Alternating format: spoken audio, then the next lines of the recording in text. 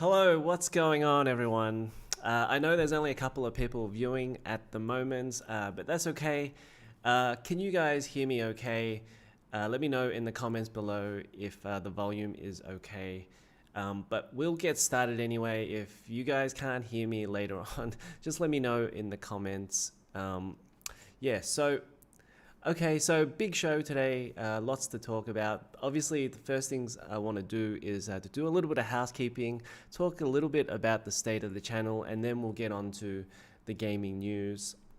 So, obviously, the format of this show is that we're going to look at the gaming news, and then we'll start with the console stuff first, and then we'll move on to the PC hardware stuff, and then after that, we'll have an after show. And you can ask me more questions then. But you can ask me questions during the articles and news, but I will try to answer that after the article is over. And obviously I want to try and keep this down to 2 hours. I think they've been going a little bit long, so I think people haven't been clicking on it afterwards because I leave the live stream up for other people to watch. But you know, what's the difference between 2 hours, 3 hours? Probably not too much in the scheme of things, but I think when people see that it's too long, they avoid clicking on it. That's okay. We'll move right along. We'll stop a lot of the rambling. So obviously today's... Actually, I want to do some housekeeping first. I want to talk a little bit about the state of the channel.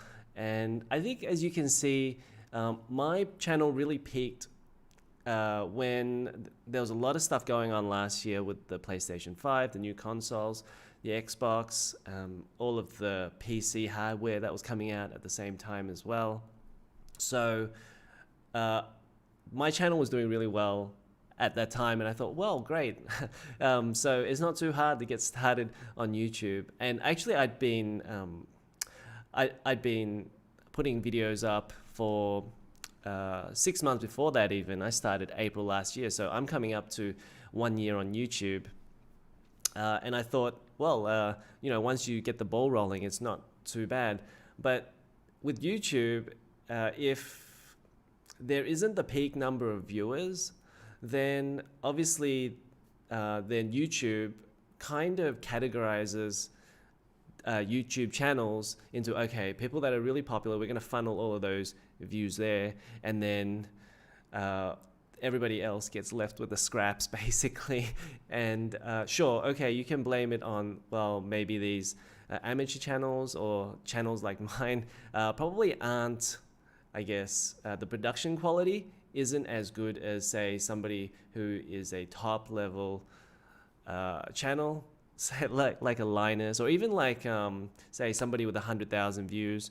Obviously it's not at that point yet, but I guess that's the game, right? Like, you got to start small and then you got to claw your way up to the top. And that's okay. I'm happy with 0 views. I started with 0 views, so if there's nobody watching, it doesn't really bother me. And I got a lot of other reasons to stream, so I'll do it with 0 viewers. Ark Ronan says, hello Ark, how are you? Are we only talking about consoles? Let me think.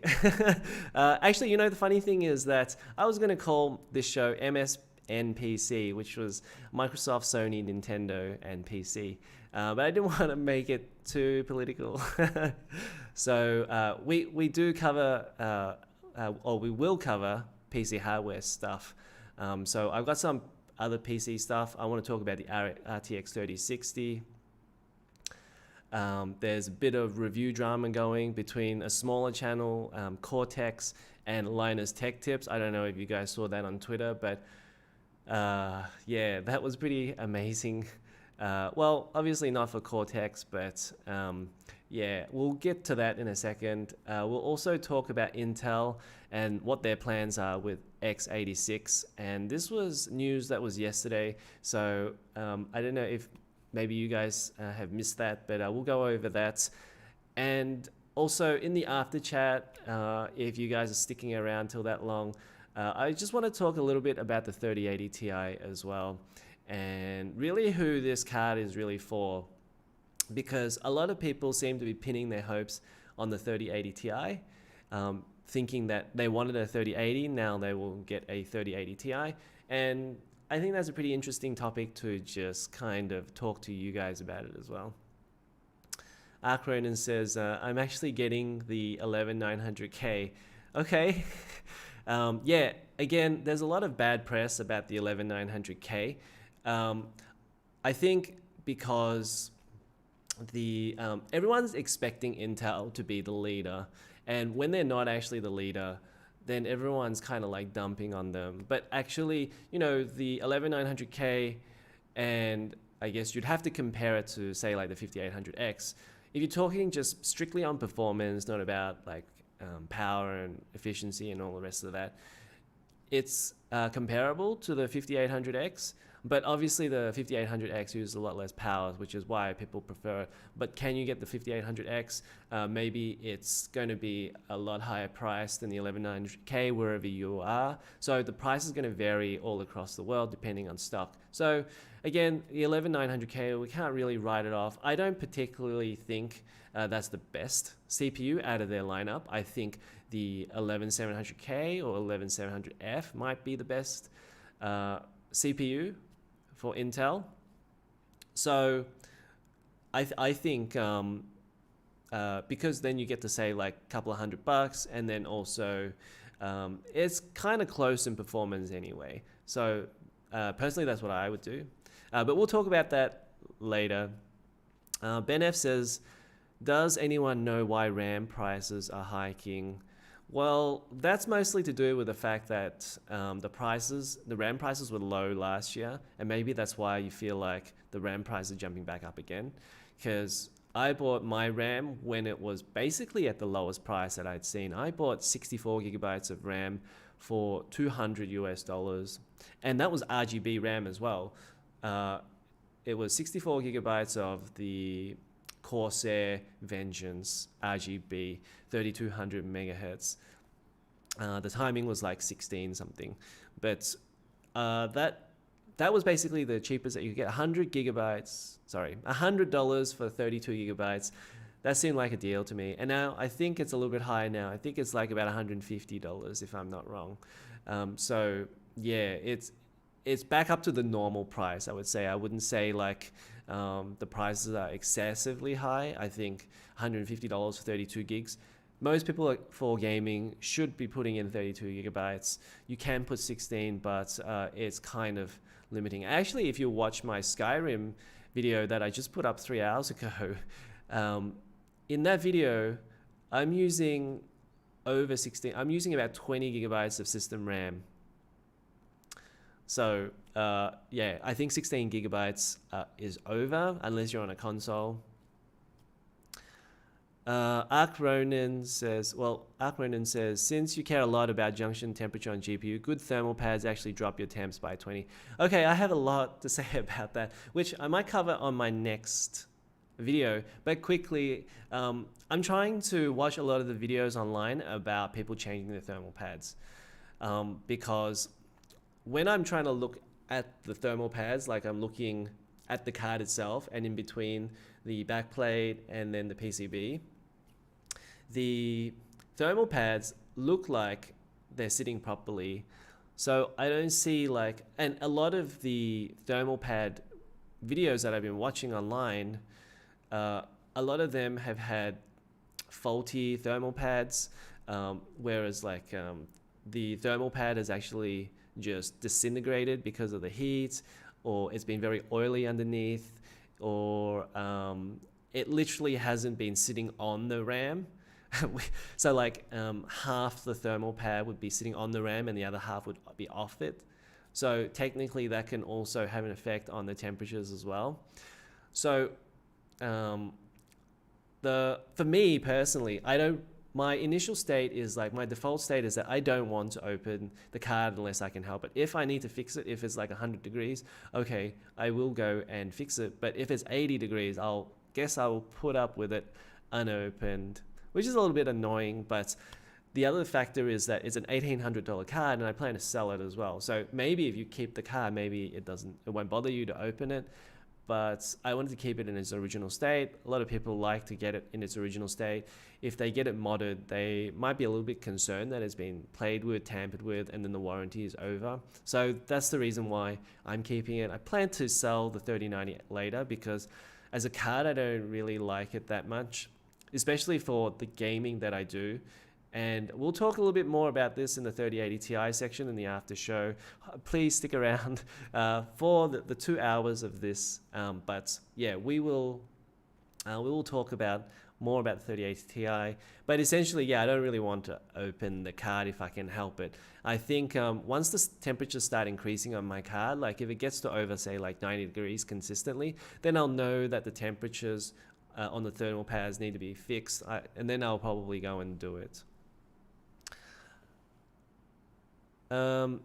Antonio Ramirez, hello, how are you? Clickbait Sony hasn't said anything about clock.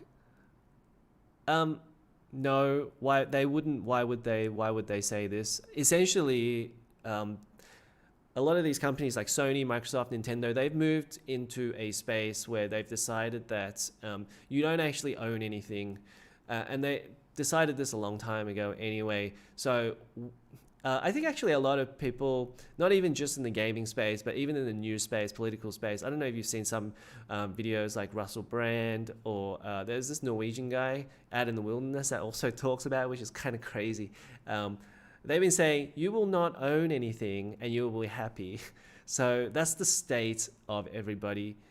I guess in the capitalist mindset, it's what they're calling the Great Reset now. And I probably need to watch more videos on that to kind of catch up on what they're all talking about. But essentially, I can imagine that for a lot of these capitalists, because their mindset is about ownership, they want to remove that ownership from you. So again, this is something that is very small in the scheme of things, a console that you don't own.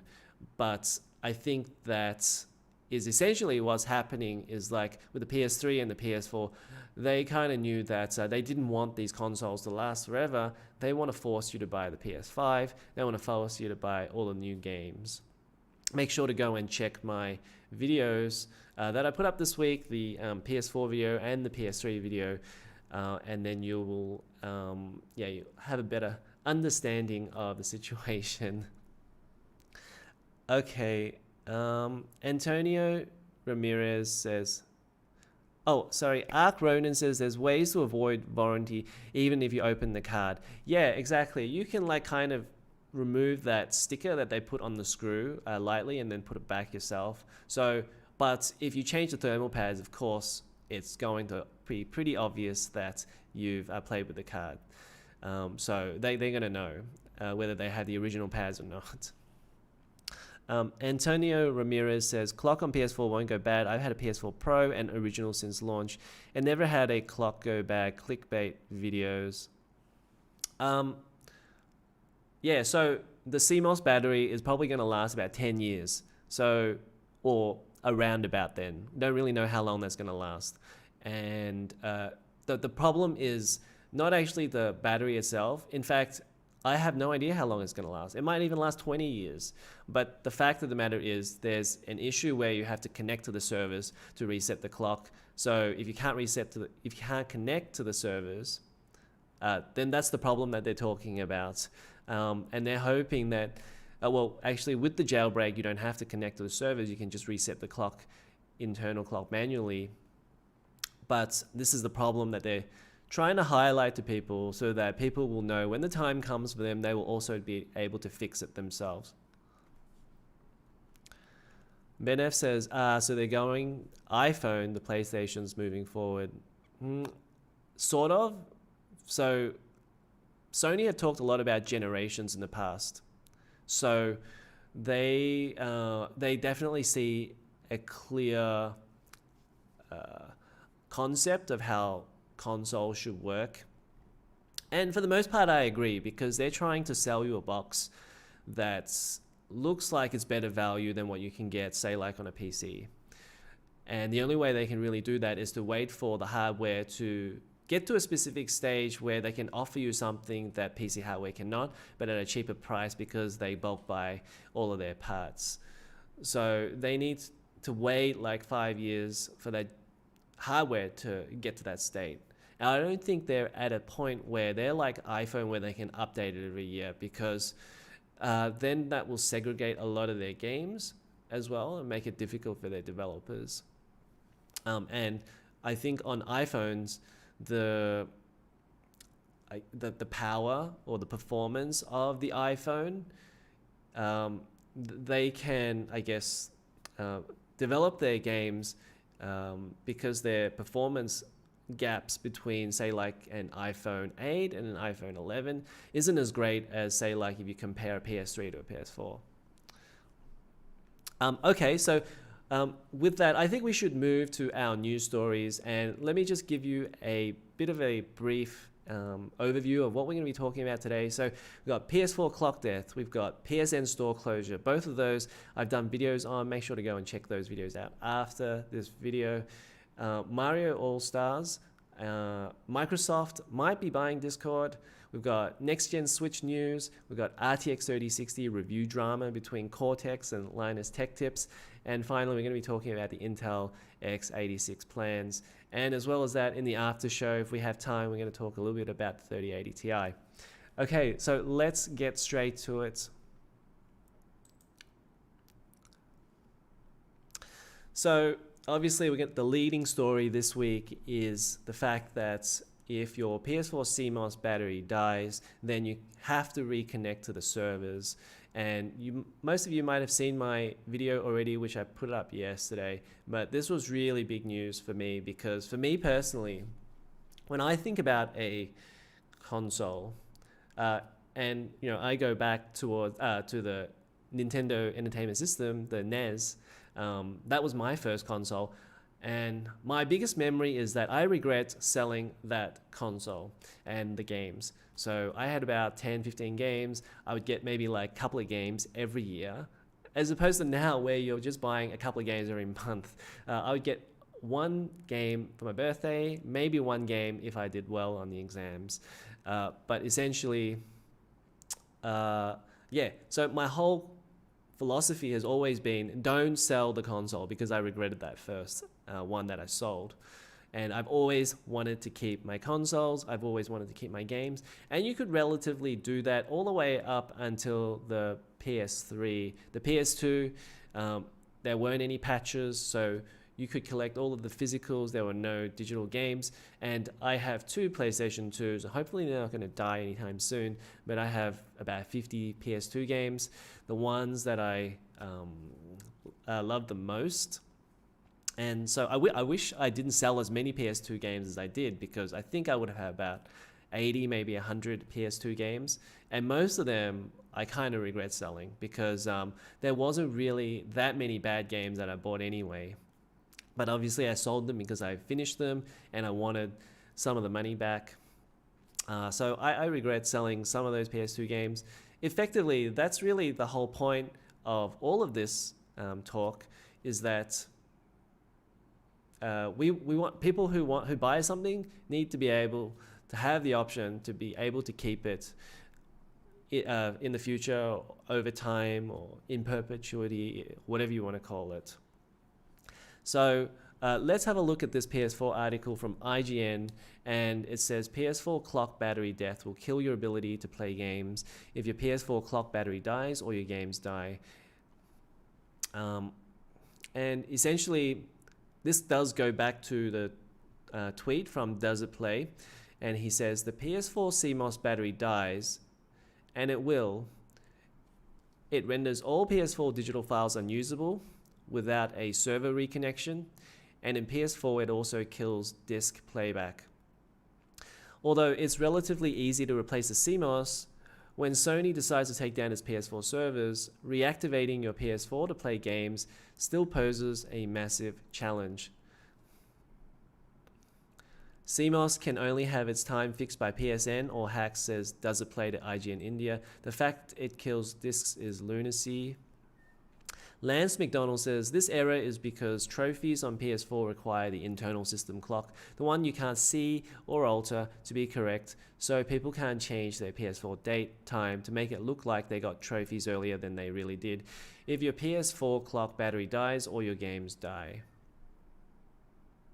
And that's probably about it, but essentially, so what you can do to fix the situation is that you do need to jailbreak your PS4 so that, for example, say your CMOS battery dies, so you open up your PS4, you'll go and change your battery, but then it's going to require a reconnection to the servers, but what you will need is a jailbroken PS4. So I would imagine that you'd probably want to jailbreak it first, although I haven't researched on that just yet. I probably should, just in case the CMOS battery dies and then we're left without something to do. But right now the servers are up anyway, so you can reconnect.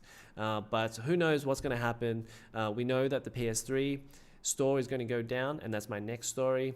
And it could go down anytime in the future. So don't just keep it always on the back burner. This is probably something, if you want to keep playing PS3 games and PS4 games, you probably should start to think about these type of things now, and start thinking about how you're going to start saving up your games or storing your games so that you can play them at a later date. And I know I'm not the only one who wants to keep my consoles, or thinks of, like, when you purchase a game, you should be able to play it for as long as you want to. It's not something where you are just buying it just for this period of time that you play and then you forget about it. That's ultimately what these companies want, because they want to sell you the remasters and all the rest of that sort of stuff.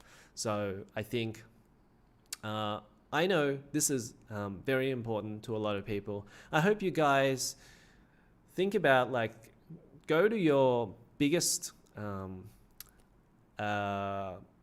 personality, whatever you want to call it, YouTuber, get them to have a look at this situation. Just go and send them this IGN link, or Does It Play Twitter, and then let them understand it so that they can make a video or make a tweet about it. We need to spread the word about this, because the other thing is that this tweet was from March the 11th. So this tweet here is from March the 11th, and it's been a couple of weeks now, and we're really only getting traction about it now. So we need to do more about this. And somebody said, oh, I was the only person to talk about it. I'm probably not, but if that is what it looks like or appears to be at the moment, then we're in a bit of trouble if nobody wants to talk about it. So let's get to the chat and answer some of these questions in the chat. I won't read everything, but I will try to read it at the end of the show. I'm super glad that you guys are getting into the chat and talking about gaming. We had nobody in the chat last week, so it's pretty exciting to see a lot of you guys talking in the chat.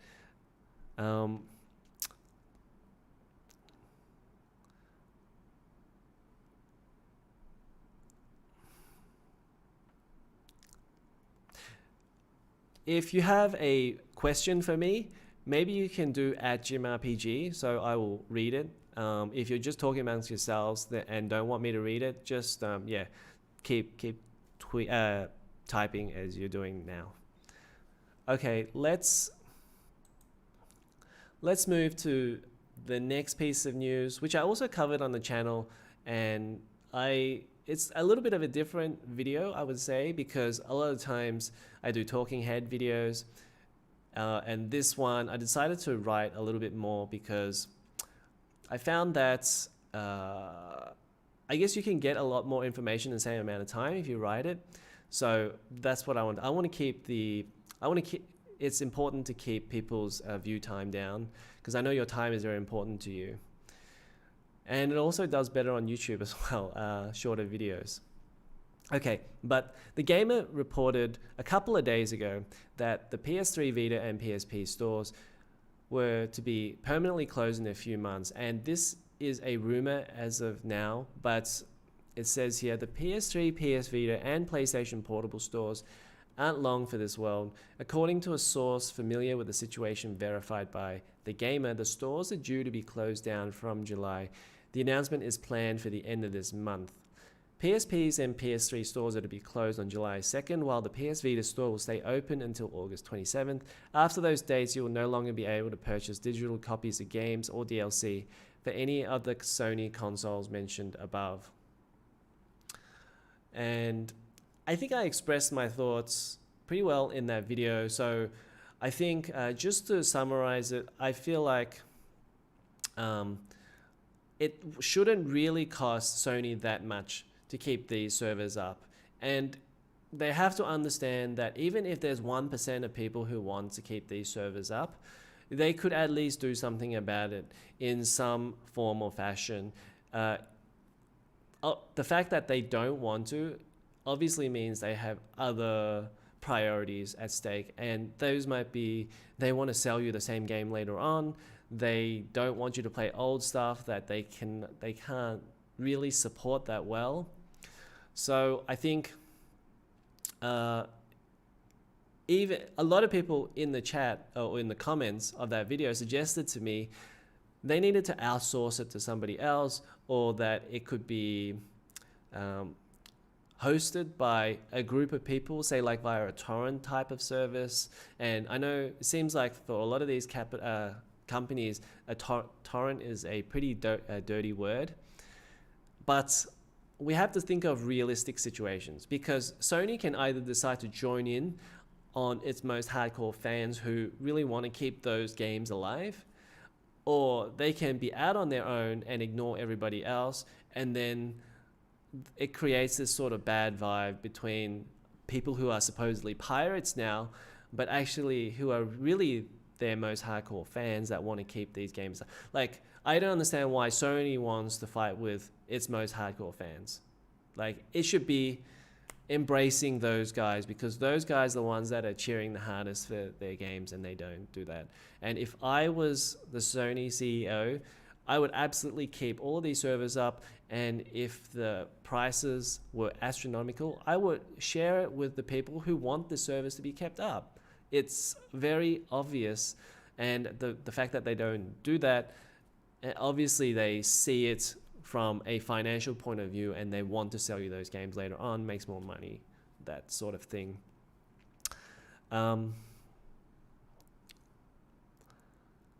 Batman says, many gamers can dust off the old Genesis, 64, etc. and have a blast playing nostalgia. Exactly right. You can always go back to your older systems, especially the consoles, maybe not so the handhelds, and I'll explain why in a second. But yeah, most of those old consoles, provided that you didn't tamper with them, they should still be up and running. There are things inside that die down in them, so it's kind of luck of the draw as well. But the fact that you are able to do that, it's a better ideological place to be in, I think. Like, I don't think that these consoles should be a limited time device. Antonio Ramirez says, I'd say it's clickbait, Antonio, unless PlayStation confirms it. Yeah, so this is a rumor. Well, at least the PlayStation Store is anyways. And this is what I do on my channel. We talk about things, whether they can be true or not be true, and then we speculate on that. And there are and sometimes I even go to you guys and go, well, what do you guys think about this? And I want you guys, your input as well.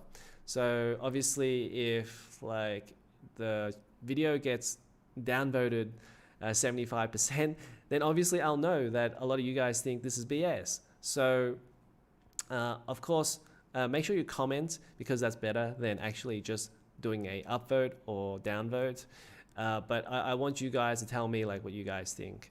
And I don't think there's any harm in talking about rumors and things, because essentially, like, do you want to know the info, or do you want just official information? If you just want official information, just follow the PlayStation YouTube's website, and follow the PlayStation Twitter, and then you'd be done, because they will get everything first.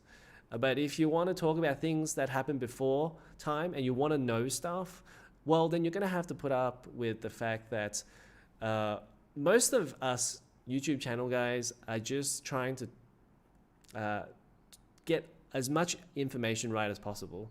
That's the best way I can really put it. Obviously, we screen things, but of course there are other channels out there who will just talk about any piece of news that they get. And while that's a valid strategy as well, on this channel, I try to screen most of the non-believable stuff out. And there can always be stuff that might be believable and then it doesn't happen to be true later on. And I think that's fair to say that, you know, I did my due diligence. So I try to check and see if there are websites reporting on it.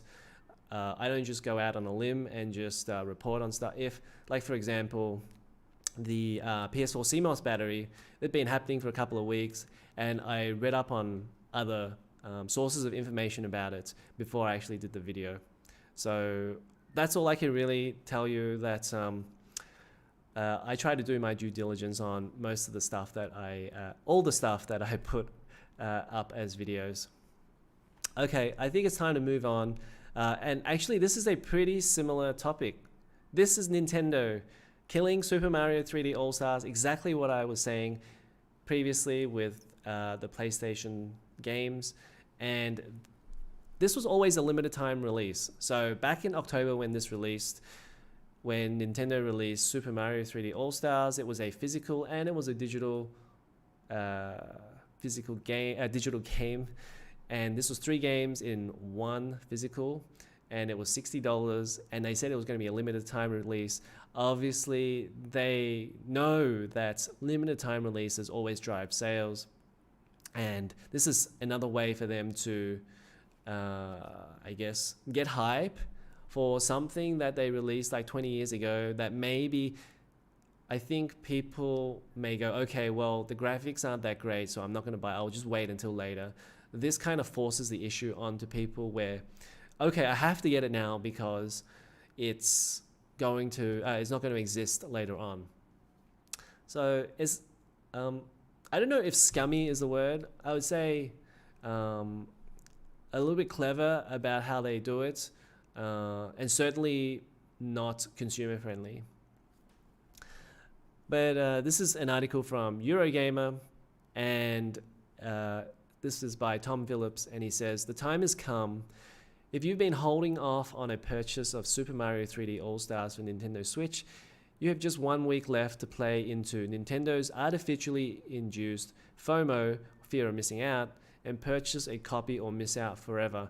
Nintendo will delete its compilation of Super Mario 64, Super Mario Sunshine, and Super Mario Galaxy from the Switch eShop servers on 31st of March. Physical copies will become harder to find. Meanwhile, with no more new shipments apparently due."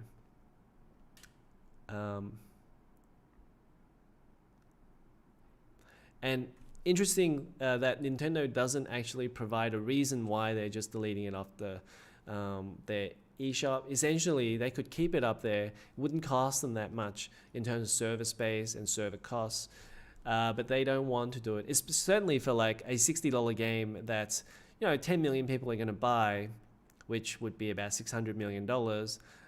There's no way that a server would cost that much, or even like 1% of that. There's really no reason why they couldn't just keep the game up and make it available for people to play when they want to play it, not when Nintendo chooses that they want to play it. And here it says physical copies will be harder to find. Well, I'm not too sure about that, because surprisingly, I don't know about you guys in the US or elsewhere, other countries, but in Australia, they discounted this to $49, which is roughly about $35 US. I don't know if this was discounted in the US, but I imagine that a lot of people, because this is a limited release, probably bought a ton of copies for this and will sell it later on anyway. And maybe this is Nintendo's model now. Maybe Nintendo is just going to sell games for like 6 months or a year. Later on, they're going to stop selling those physicals, and then they're going to get their fans to go and sell it for them. Pretty dodgy. And I don't see why they wouldn't do that, because that keeps the price of the physicals up, which is, they know they want that to happen, because then they can charge $60 every single time for the physical when it releases, and people will suddenly think, wow, this is really cheap. Like a $60 game, I'd much rather buy it at release rather than say like $120 off a, well, I wouldn't call them a scalper now, because they're not actually scalping these physicals. I'd probably call them investors, or maybe like a distributor or a third-party retailer. But yeah, I think this is one of the most dodgy things that Nintendo has done so far, and I don't really agree with it at all. This should be, even if the physical ends, because all physical copies do, they needed to keep it up on their digital eShop.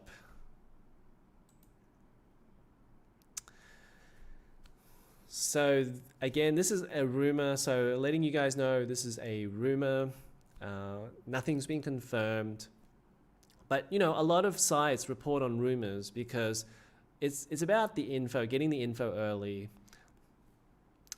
And Tom Phillips, writing another article here again, says Microsoft reportedly interested in $10 billion Discord buyout bid. And it says, Microsoft is one of several companies in talks to acquire Discord, a pair of new reports have claimed. Both VentureBeat and Bloomberg reported overnight on buyout discussions within Discord, with any sale expected to be worth $10 billion. Our unnamed company has said to be in final negotiations over a deal, VentureBeat claimed, though no deal has yet been signed. Alternatively, Discord may ultimately decide to go public. Bloomberg's report suggested its sources claimed no deal was imminent. Discord continues to grow in popularity, but is yet to turn an annual profit. The desktop app and web-based chat platform is enormously popular among video game fans, but is free to use, with limited extra features available to those who purchase its $10 per month Nitro subscription. Microsoft's interest in Discord comes as little surprise and is reminiscent of the company's $8.5 billion purchase of Skype back in 2011. And if Skype is worth $8.5 billion, then Discord is absolutely worth $10 billion. Actually, I think $10 billion is too little for Discord. Wasn't there like was it Snapchat or another? There was another company that just recently went IPO, and I think it was like $60 billion. I think it was Roblox. I think Roblox was like about 30. I think that was the one. So Roblox was like $35-40 billion, and I think the share price was $60, something like that.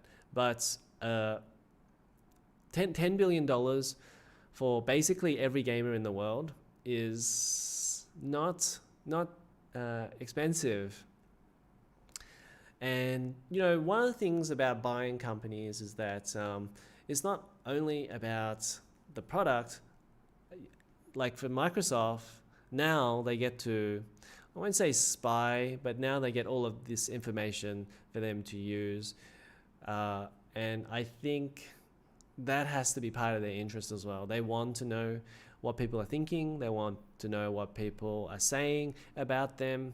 They want to be one step ahead of the game. And sure, they could just have a lot of people monitoring a lot of Discords all over the place, but to be able to own Discord and then also pretty much read all of the comments, like maybe there's some terms and conditions that says that Discord won't read your stuff, but it doesn't mean that they don't get to dissect the data, which they absolutely for sure will probably dissect the data. So how many times that people are talking about Xbox, how many times are people talking about Microsoft, Sony, Nintendo, and this is probably why they're after Discord.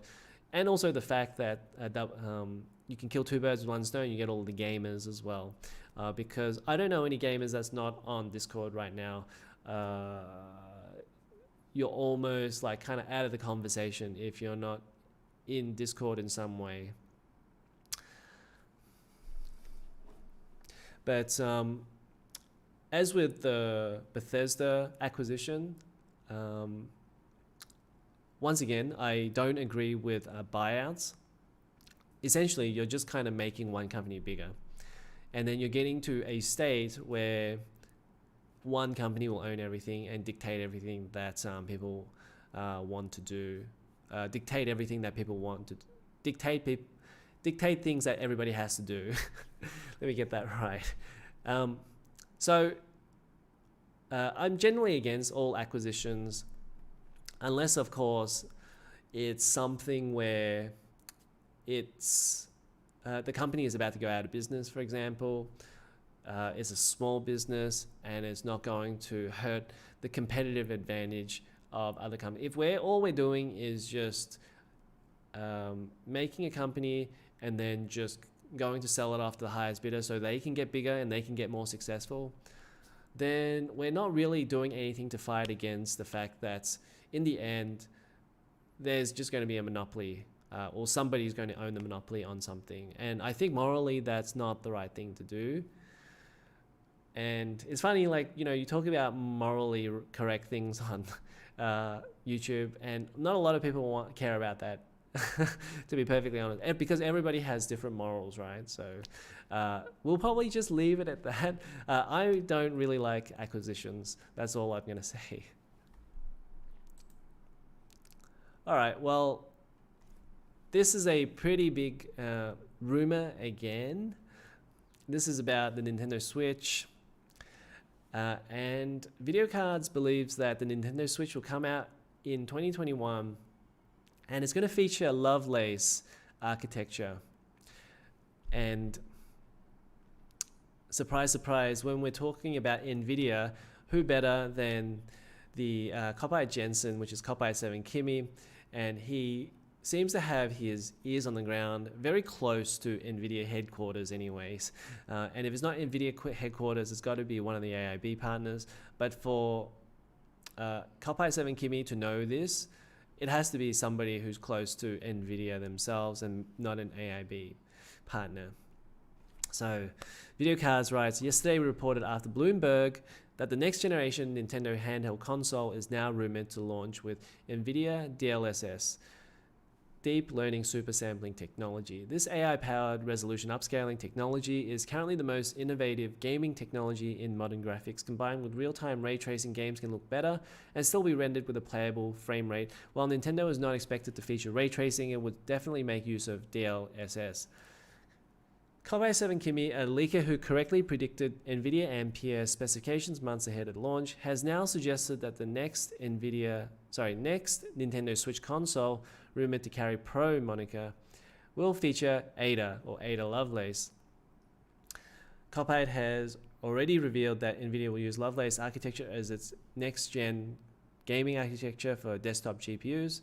Everybody knows this. I've got a video on my website from a couple of months back. So actually, I'm starting to think that NVIDIA will release Lovelace the year after, so like 2022. So this is surprising because then NVIDIA has to offer this technology to somebody else and not themselves. But Nintendo Switch is so popular that I think they would be able to break a rule for Nintendo. Because you got to remember, like at the time when the Nintendo Switch was created, the Wii U happened. The Wii U didn't sell any units. It sold about 10 to 13 million units. And then Nintendo were deeply concerned that they weren't going to be as successful as the Wii era. Maybe they thought their time was over. So the Nintendo Switch, when that was created, it was basically made from off-the-shelf parts, and one of those off-the-shelf parts was the Tegra CPU or APU inside the Nintendo Switch, which NVIDIA had for some time, and NVIDIA made it for their, I think it was for cars or automobiles, and then eventually when that didn't pan out, then they decided to make those, what do you call them, those streaming boxes. So it has streaming software and also was able to play back a lot of movies and video files that you own yourself. So NVIDIA had to use those dead chips that they couldn't move for these streaming boxes, which they were selling very slowly. So it was a blessing in disguise that Nintendo came to them that they wanted something, and this seemed to happen to fit with what Nintendo were after. A mobile chip that was able to be under, say, like 15 watts and had reasonable amount of power that could be enough for a handheld.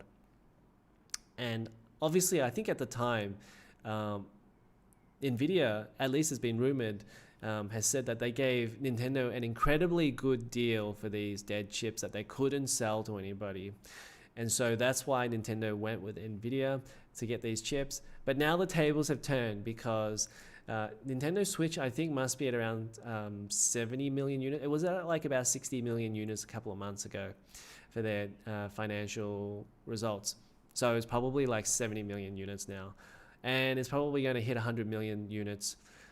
Probably, but around the end of this year, maybe next year, going to do, which is going to be, I would say it's almost going to be their highest selling console at the end of its life.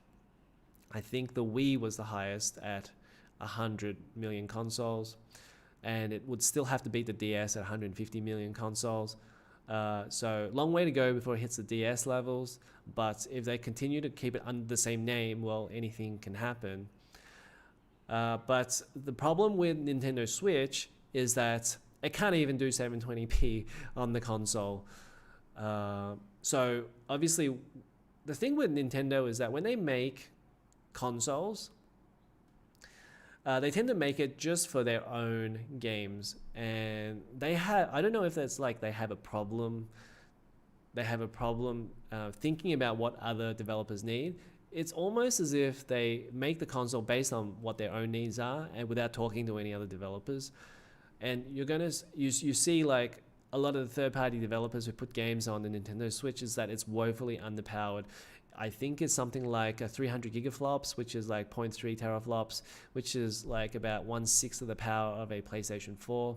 So when the PlayStation 4 is operating at, say, like 900p, sometimes it even goes down to 720p, well, you can't really expect the Nintendo Switch to also be pumping out graphics at 720p, even if you reduce like all of the geometry, textures, etc., blah, blah, blah.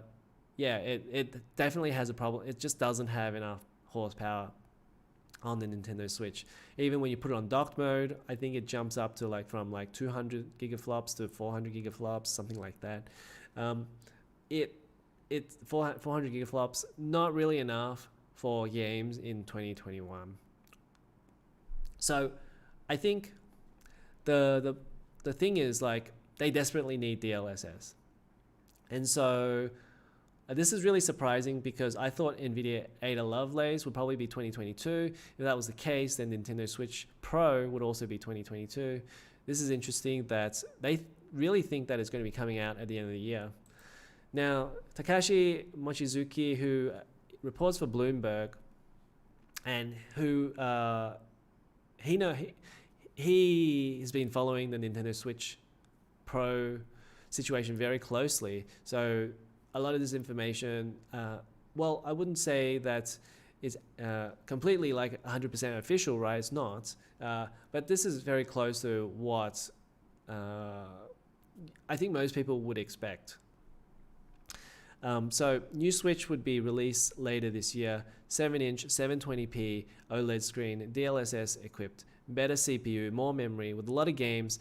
Analysts tip as much as $400 price tag. So none of that is really that surprising. It's great that they're going to keep it at 720p for the handheld mode because it absolutely needs it, and therefore it can run games natively on the handheld mode. And for TV screens, well, DLSS will be perfect to increase that resolution up to 4K. And I think you could almost say that it's going to output with very minimal loss if you're using DLSS. We've seen PC games go from 540p all the way up to 4K. Yes, there is some drop in quality, but it's so small that I don't think people are going to notice. And especially when there's not so much detail in Nintendo games, especially first party games, no one is going to notice with the DLSS on.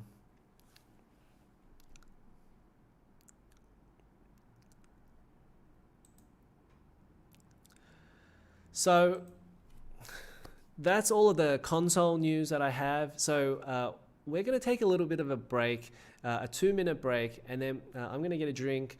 And then when we come back, we're going to talk a little bit more about PC hardware stuff. I know people were asking about PC hardware stuff. So make sure to join me as I talk about the 3060 drama and also Intel x86 plans for Intel. So stick around and we'll be right back.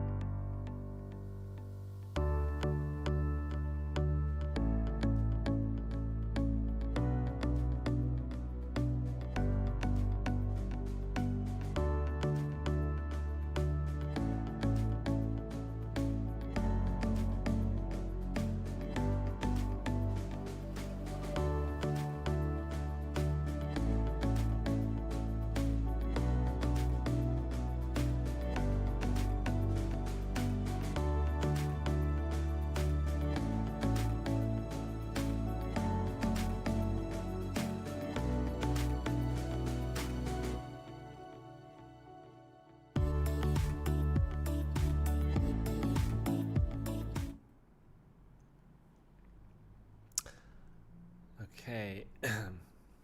Okay, we're back, and we're going to talk about PC hardware stuff. Hope you went to grab yourself a drink or whatever you needed to do. Anyways, this brewed up, what was it, like a couple of days ago, 19th of March. Oh, so it's like about 5 or 6 days ago. But nevertheless, yeah, this kind of blew me away, really. The amount of drama that is on Twitter. If you guys are not on Twitter, I know like a lot of you guys don't follow me on Twitter. Make sure you follow me on Twitter, JimRPG1 on Twitter. And yeah, there's a lot of stuff going on there.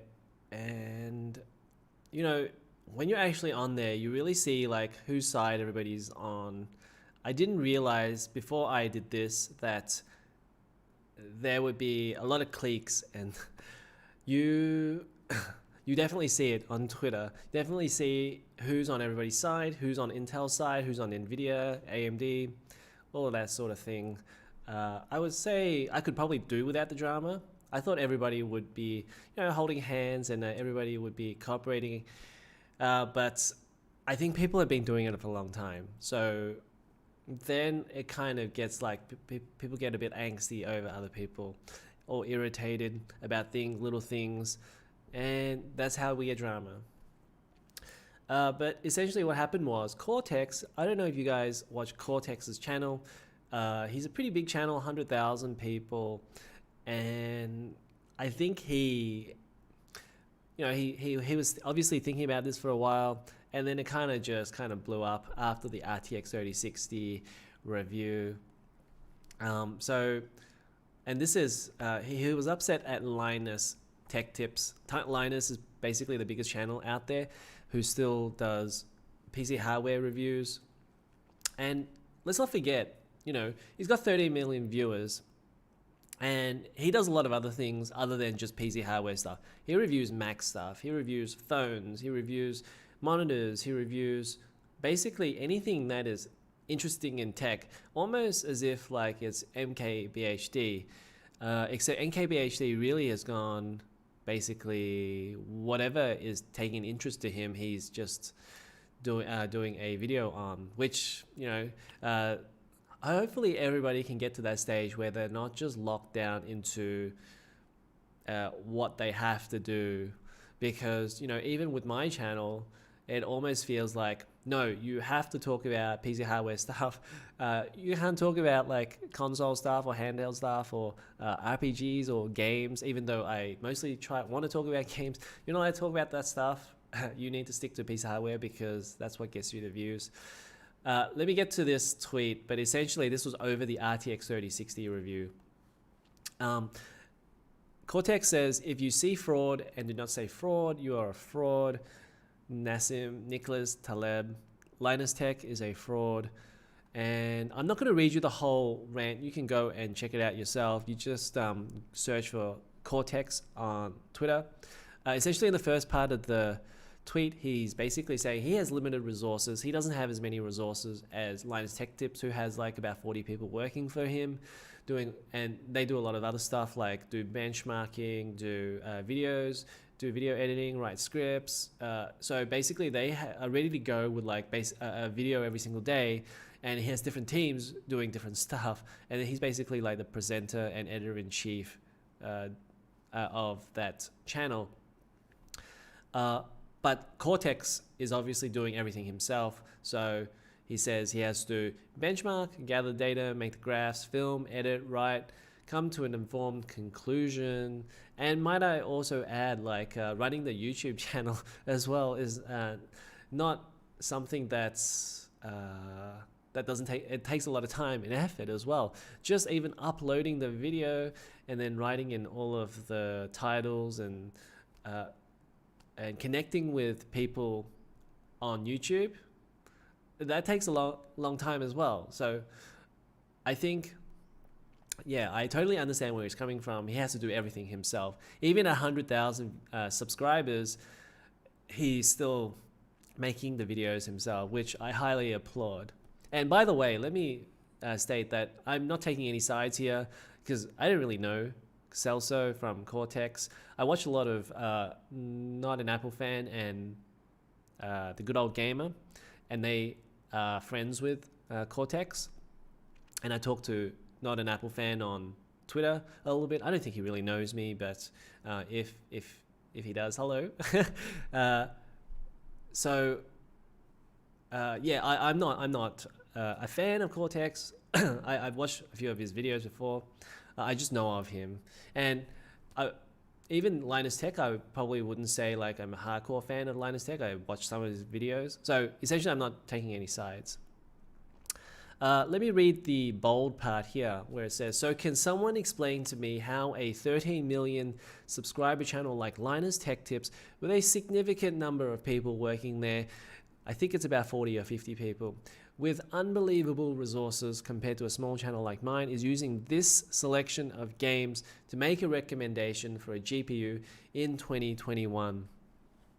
So he's got Shadow of the Tomb Raider 2018, Red Dead Redemption 2 2019, Formula 1 2020, Wolfenstein Youngblood 2019, MS Flight Simulator 2020, Forza 4 2018, CSGO 2012. Is this just pure laziness, complete ignorance of what current games are, or is there something else going on here? As one of my dear patrons put it, perhaps Linus is waiting for the Steam sale to update their test suite.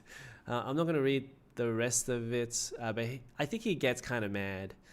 And let me just say, I don't think you should really need to go that hard on YouTube, other YouTubers. Like, have your say it. I probably wouldn't have said fraud. I think you could have just done this message and not said fraud. And I think he would have got the message across. Literally, he could have said that, so can someone explain to me this part here, the bolded part, and then the games. He could have just said that and left it at that. But now he's got Linus Tech Tips' attention with this fraud accusation, and ultimately he did this kind of turned on it.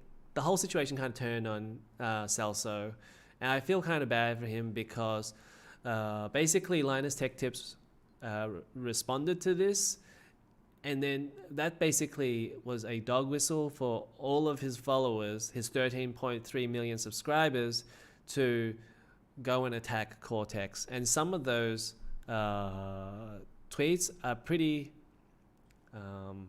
aggressive. Essentially, my hot take at the time was people who watch his channel, I'm talking in general of course, aren't terribly fussed what games he uses unless it's blindingly obvious and irrelevant. He does have Red Dead Redemption 2 and Microsoft Flight Simulator, which are quite demanding though. And let's just go over the games first before we go to some of those Twitter responses. Shadow of the Tomb Raider. Everybody uses Shadow of the Tomb Raider, even though it's 2018. So then if you're asking why Linus Tech Tips is using it, then we have to ask, well, why is everybody else? We're talking like Jay's 2 Cents, we're talking Hardware Unboxed. Everybody is using Shadow of the Tomb Raider, and that is a good GPU comparison. Red Dead Redemption 2 is also a good comparison, although it tops out like at around 100 FPS. So I think it's okay for this 3060 because it would only be a problem at the very high end, like a 3080 or 3090, where we don't get to see the true difference between the games. So I think a 3060 is okay. So, and Red Dead Redemption 2 is quite GPU, one of the most GPU intensive games. You can go to Tech Power Up, and then you can check if they still Red Dead Redemption 2, one of the most intensive games at the moment. Formula 1 2020. Gamers Nexus still uses Formula 1, and that's a good indicator of it scales well in terms of CPUs. So most people use it. They have they put the 10900K in there, and then you're able to get, like, you know, if your 3090 can do 300 FPS, then it's going to show 300 FPS. That's why they use Formula 1. And I have to assume that like Formula 1 2019, 2018, they're very similar to 2020. So whichever one of the Formula 1s that they use, that's the reason why they use it, because it scales well for this GPU. Wolfenstein Youngblood, I would say, is interesting because I believe id probably uses like a lot of different, the DX11 or Vulcans or DX12. I don't know because I don't play id games, the first-person shooters. But I guess the reason why they chose it is because it's another first-person shooter. And so they wanted to get a variety of, I think that's why they chose the games that they've chosen. They've chosen a racing game, a first-person shooter game, a third-person game, or 2 third-person games, open world game. Microsoft Flight Simulator is a little bit different, but very GPU demanding. And I got to say, Microsoft Flight Simulator might be one of those titles where I go, okay, maybe there's an issue with that, because apparently with the CPU, it tops out at about 6. Or maybe I got that wrong. But I think it's a little bit CPU limited, I think, if I'm not mistaken. So maybe Microsoft Flight Simulator is the only one that I would question. But even still, that seems like a fairly reliable benchmark if you're just going to be doing like 4 or 5 cards. And because you can just fly from one city to the other and make it a very consistent benchmark. Whereas if you play a game, you got to make sure that you're doing exactly the same thing in each benchmark. Otherwise, that's going to change the results. You're going to change the FPS that you're going to get. So you can't, say for example, a Red Dead Redemption 2, just go off and do some random thing, like go and attack a gang over there, because they might react differently, and then you're going to get different FPS results. You're going to have to do the same thing every time. So normally, I think what most people do in benchmarks is that they literally just do the exact same thing, attack the same person with the same number of actions. So I think then that's why most people don't really like to, they do test those open world games, but it's not just about testing open world games, it's about testing a variety of games. Forza 4 2018 isn't very GPU intensive. So again, I see Celso's point that maybe Forza 4 probably isn't a game that people are interested in, well, not interested in, but Forza 4 might not be a game where it would be suitable for a benchmark. But nevertheless, I'm sure that it is the most popular racing game out there. So there is a reason that they may want to select it. And CSGO, well, I guess that was a bit of a laziness attempt. Like if you wanted to do an online game, maybe go and do Fortnite, for example, rather than CSGO. Because CSGO isn't really going to tell you that much, especially with a 3060. That said, maybe, some people are like coming from a 960 or a 1060 and just play CSGO, and they want to know what their CSGO benchmark is for a 3060. They want to know how much more performance they're getting from a 3060.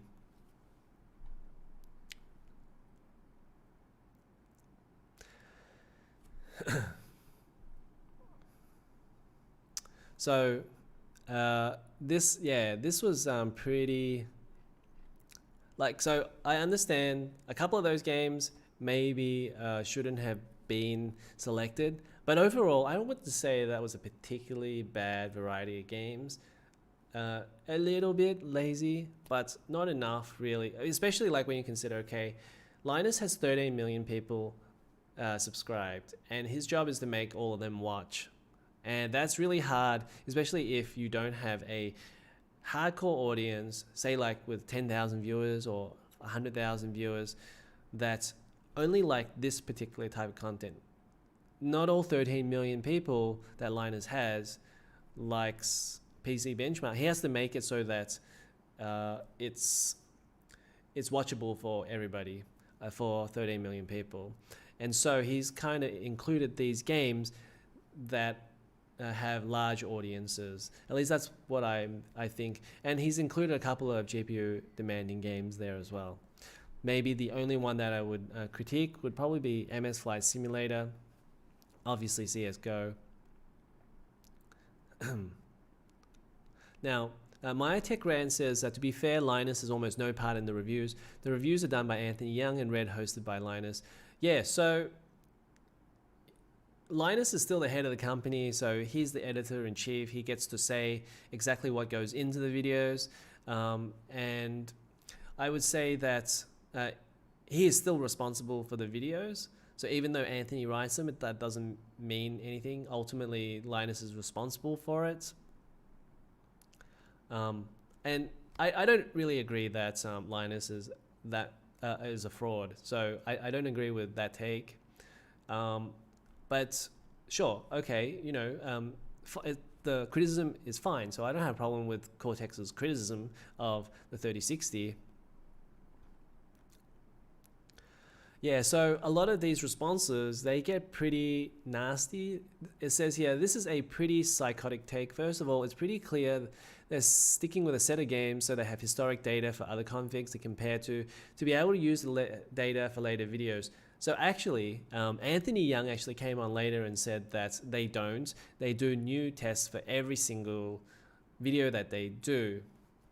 And mostly that is so that you can see the differences at any given time. So if you keep all of your data, what happens is that data gets old. So you're playing with an old version of the game versus a new version of the game, say 6 months later, and then your differences in performance, well, actually there are going to be differences in performance, so you can't really compare that data. So I totally understand why some sites will keep that data, because they'll say that the performance isn't that big enough to make them scrap all that data.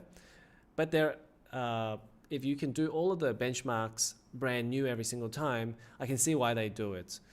And I think overall, maybe Cortex is also criticizing the lack of number of games, especially when somebody like Hardware Unboxed does like over 30 games for his review, and then Linus is doing say 1, 2, 3, 4, 5, 6, 7 games for his review. And maybe people feel like 7 games isn't really enough, but let's like think about this in a bigger sense. Let's talk about this in a bigger worldview, right? Because we all knew what the 3060 performance was like 2 or 3 months ago. There were leaks already, and the 3060 is going to be a card that slots in when you compare it to like all of the other cards. Is effectively that's all the review is doing, and then the review is actually just making that more accurate, or just testing the hypothesis, or proving that the hypothesis that this 3060 was going to be like a 2070 or a 10% better than the 2060 Super. So that's all a review is supposed to do: confirm your hypothesis of what you thought the specs were going to be. Everybody knew what the specs were anyway. And this is what a review is supposed to do, to make sure that when you go and buy the card, that you're actually buying what the specs say it is. And so I think after a while, after you see like 6 or 7 games benchmarks, you kind of get the point that this card is going to perform like that, bar like, you know, maybe plus or minus 5% of performance. And yeah, okay, 5% is quite a lot, but I think people aren't going to be expecting, oh look, the 3060 now performs like a 3070 kind of deal. Like the 3070 is like 20 or 30% better than the 3060. So if you're going to buy a 3060, you're like over here, and then the 3070 is like over there. You're not getting a 3070. So I think when people see these benchmarks, they kind of watch it as like a general type of thing. Okay, we know where this 3060 sits, how it compares. How does it compare with the 6700 XT? How does it compare with the 3060 Ti? I think that's why the bigger sites like Jay's 2 Cents and Linus Tech Tips, places like that, only have about 4 or 5 charts, because they want to get the point. They want to make a point. They want to make the narrative very clear to people. And then there are other sites like Hardware Unboxed, Gamers Nexus, who become very popular with how data-driven they've become. They've wanted to be as accurate as possible. And while being accurate as possible for Linus is also a goal, they also have to consider what it would mean if they showed like 30 bar charts of the one game with 30 different GPUs. Let me see if I can find some of these really aggressive tweets, which I don't really agree with, but I hope that people don't really take sides like this. Look at this. Yours was an interesting channel. So sad to see you trying to get attention with such a stupid clickbait, capitalizing on a bigger content creator. Hope you can focus on your own content to grow, but I'm not falling again for this crap. Citron Mince says, I have honestly never seen LTT as a good source for reviews. They are doing fun stuff and experiments for entertainment and information purposes. If I want to check out products compare, I look at reviews from other channels with focus on reviews. Yeah, that makes a lot of sense to me. This reads like bad bait, LOL. If Linus is good, why is he using popular benchmarks games for benchmarking? Curious. I'm actually invested now in the squabble. Here's what you need to do for us to understand you. Come to level ground with us. Specify your grievances with details as to what video, with what scripting. Just make everything clear, because some of us genuinely wish to understand you. Reasons for specific games for benchmarking. So ask why they don't use less intensive games like CSGO or massively intensive games like Control. Wish they do, but we don't know your problem, so specify. Yeah, and then the other thing really is that what games really came out in 2020, I would say Control and Cyberpunk 2077. I don't even know if Cyberpunk 2077 is that good of a benchmark right now. And it's not something that people, if you go ahead 6 months later down the track, whether you'd really want to look at the Cyberpunk 2077 benchmark right now for the 3060 card. Because Cyberpunk 2077 is still currently under development, going to get patches and things, performance is going to change. So I think that's going to be a problem if you do a benchmark now. And that's another reason why they chose, like, say, 2019, 2020 games. They're fairly stable as well. Again, I'm not criticizing Cortex. I think he has valid points, but I think is a little bit more nuanced than that. The answer lies somewhere in the middle.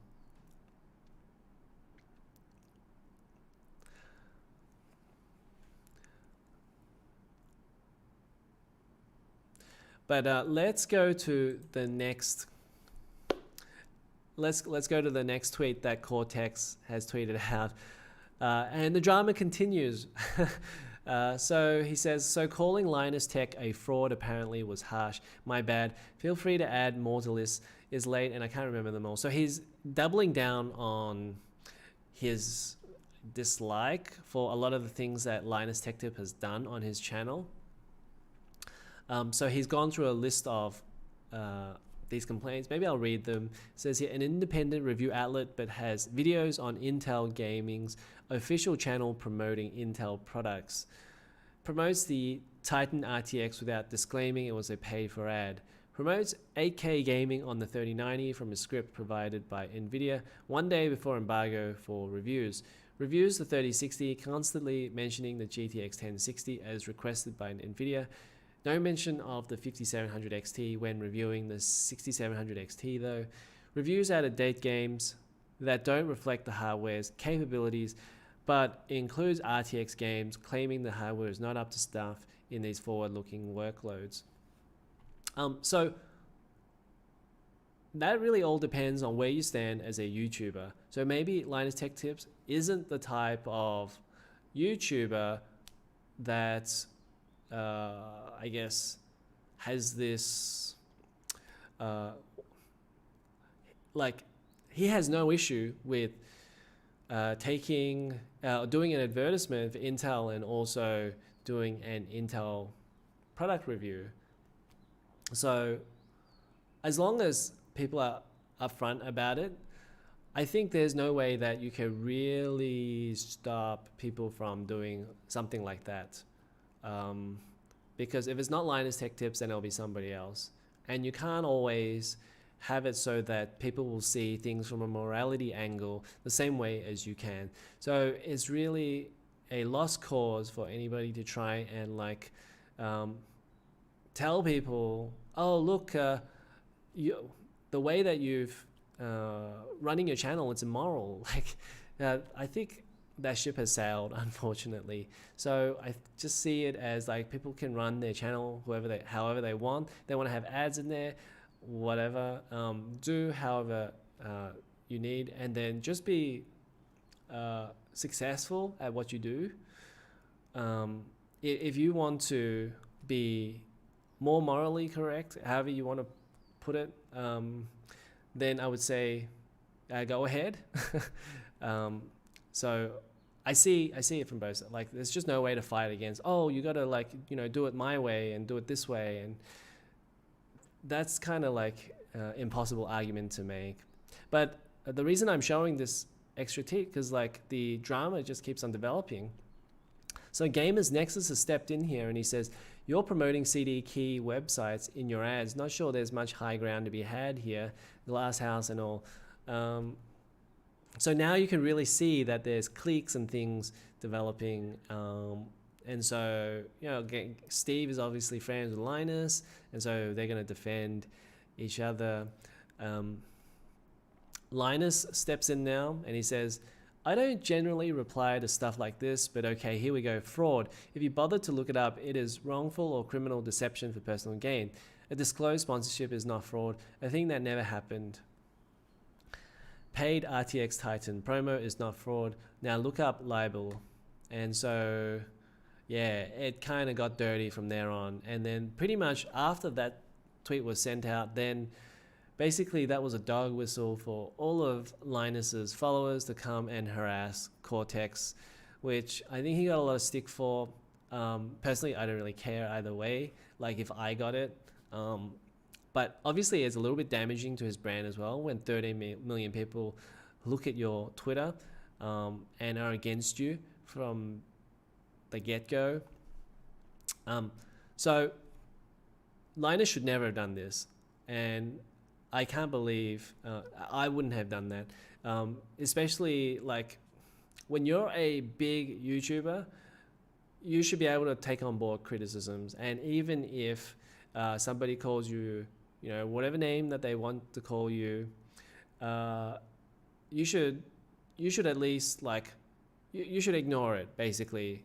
A lot of celebrities, they don't really reply to stuff like that. I'm not saying Linus should act like a celebrity. I'm just saying that it does no good to send your followers to go and harass somebody else. And I think, you know, when he says, now look up libel, yeah, that's a pretty big threat. And I wish he didn't do that, because now he makes it okay. And he's also trying to set an example. He's trying to set an example that if anyone attacks me, well, now you're going to have to, I'm going to sue you.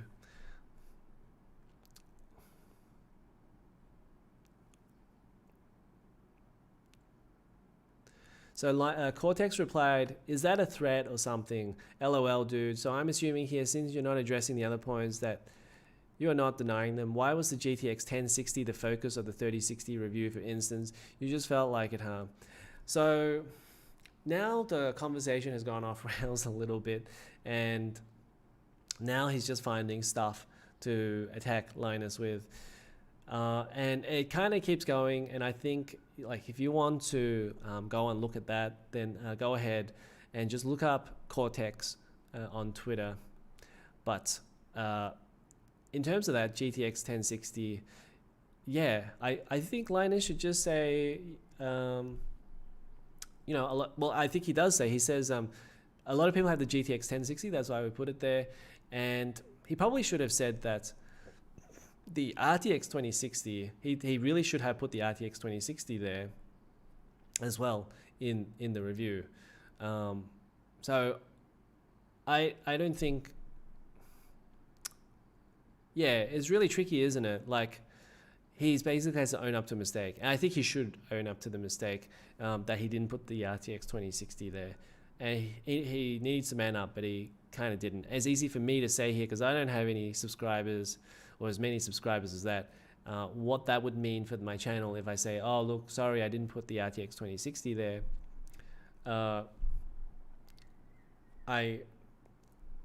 The mistake was already done. So he needs to correct the mistake by saying he should have put the RTX 2060 there. And whatever happens out of that, happens. But, geez, almost so many people got involved in this. Addy from Epox Vox.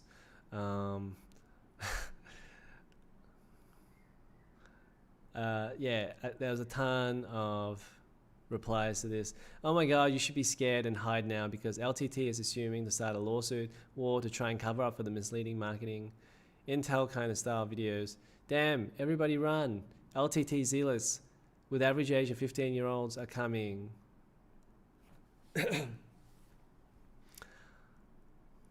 So I think we're going to leave it there, but I think there's not a lot to say except really it's probably for the best if people don't start dramas and things like that, because you're kind of like not helping with the situation.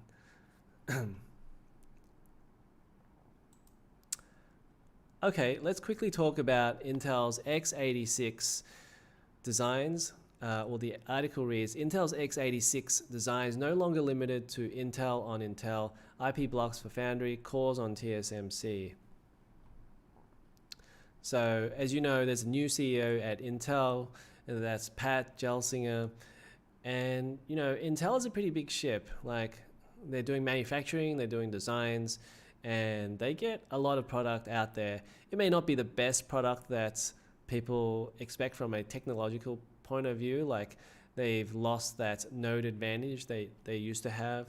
So, and by the way, I've reported a lot on this in my videos in the past, but the nanometer or the process node for these CPUs and GPUs, they're not equal between the manufacturing companies like TSMC or Intel. So like an Intel 14 nanometer is similar to the TSMC 12 nanometer. And then the Intel 10 nanometer is similar to the TSMC 7 nanometer in terms of the number of the billion transistors, the transistors they have on the CPU.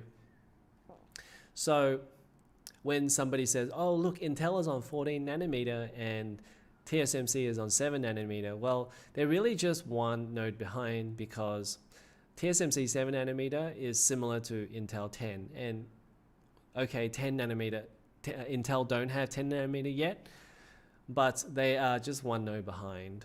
And even at that, they are still comparable or close enough to performance, even though they've lost ground significantly. They used to be the top dog. They used to have the strongest performance easily. Now it's kind of like TSMC is up by like 5-10% on the Comet Lake, and even the Rocket Lake stuff. Rocket Lake apparently has the higher single core performance, but I would argue that if you're going to buy a CPU today, you're probably not going to get the 11900K, the Rocket Lake, the highest core chip. That's $600. $600. I would get the the AMD 5900X for $600. And if I had more money to spend than that, I would get the 5950X. And so I think Intel has definitely lost ground. Their top chip is basically like a mid-tier AMD chip. So in this article, it says here, Intel CEO Pat Gelsinger has outlined 2 key changes to Intel policy, one derived from Intel's plans to offer foundry services to external partners, and the other from Intel starting to outsource its core compute product families in order to get the best product at a given time. Not only is Intel set to offer x86 core IP to customers through its new Intel Foundry services, but also Intel is looking to creating leadership compute products on external nodes. These are complete 180 turns from how Intel has previously operated. Okay, so I'm not going to read the whole article. There's so much there. Go and look at the Anantech article. But I think it's really interesting how Intel became the way it was and how it's such a big company now. Like, I think, and also how AMD came about. Because essentially, Intel had an IP protection on their x86 architecture that nobody else could have. And that was because back in the day, they were really the only company that was doing the semiconductor or the processors. And then it was IBM, the personal computing desktops. They wanted a processor that they could rely upon, that they could ship as many units as possible, and they wanted the strongest processor. And so Intel's like, okay, we can supply that to you. But one of IBM's objectives was they wanted a reliable source of silicon. So they wanted at least 2 companies to be providing silicon to them, or processors to them. So what actually ended happening was Intel actually went to AMD and said, hey, we need a second source of suppliers for IBM to get this contract so that they will buy our CPUs. So what we're going to do is we're going to show you or provide you with the IPs for the x86 architecture so that you can also make these CPUs as well, so that we both deliver CPUs to IBM. And then AMD's like, okay, well, that's just easy business then, isn't it? Like, I don't really have to do anything then. But of course, Intel would be the one keeping all of the secrets, all of the technologies, all the designs, and AMD would just be getting whatever they were given from Intel. So that's really how AMD were able to get the x86 architecture. And I need to still read up a little bit more on the relationship between the two as it moved on to like the modern times. But essentially that's really how it started. And that's really how nobody else is doing x86 at the moment. And so it's really just Intel doing x86. And that has been that way for the longest time because they're so far ahead that it's almost impossible to catch up. And also nobody really knows unless you have the Intel designs yourself to go and make those CPUs. So x86 is an Intel thing, and whereas if you have something like ARM, for example, ARM is obviously the mobile processor that's in all of our smartphones, including Apple. Apple uses ARM instructions. Basically everybody. I think maybe even MediaTek is using, everybody is using ARM. And that's why there was a big hoo-ha when NVIDIA bought ARM, because that basically meant they controlled all of the smartphone market in terms of CPUs. And a lot of people didn't want NVIDIA to have that monopoly on smartphones. So now, as you can see, which is why I'm explaining all of this, you can see why Intel is starting to move in this direction where they're opening themselves up. Why is that? Because, well, I think they see that NVIDIA has ARM, and that maybe because of NVIDIA's policies in the past, they've generally been more protective, just like Intel has been protective of their designs and IPs. So if they see that NVIDIA is closing up on the smartphone space, well, maybe there's room for Intel to move into that area as well if they start to open up. So I would say this is a little bit of a clever move from Intel, and it's something that they have to do anyways, because one, they've lost the technological advantage and won't get it back for at least 4 or 5 years. And a lot of people will say, well, you know, they got Alder Lake coming at the end of the year, maybe that will put them back on track. Well, I would say like a technological advantage is something that where you're pretty far ahead, that and also in terms of product sales as well. If you look at the product sales, AMD is so far ahead with where they're at in terms of mind share as well. And Intel has a long way to go to claw that back. Even if they come out with Alder Lake and it's 5 or 10% better than Zen 3 and Zen 3 Plus, it's still hard to shift that mindset from people. A lot of people may have AMD boards, may still continue watching AMD videos. The YouTube influencers will be making a lot of AMD stuff. I guess the tone of all of those videos will be very favorable. Whereas, say, Intel, a lot of people are actually criticizing, or it's easier to criticize the person coming from behind, because let's face it, YouTubers' first priority is to sound like they know what they're talking about and is identifiable if one company is first and one company is second. So when a company is second and you're trying to argue for them, well, you have to really try hard to convince people. And obviously there's always different angles in terms of arguments, but I would say that when there's a winner, then a lot of people will tend to jump on board the winner. And right now, AMD is the winner in CPUs and will be for a while.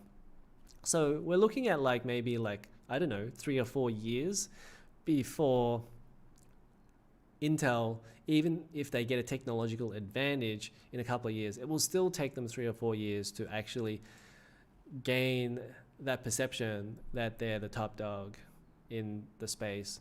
So this is really a hedge move from Intel so that they can open up x86 so they get more customers, get more money in the meantime as they look to improve their designs and look to make a comeback in, say, 3 or 4 years.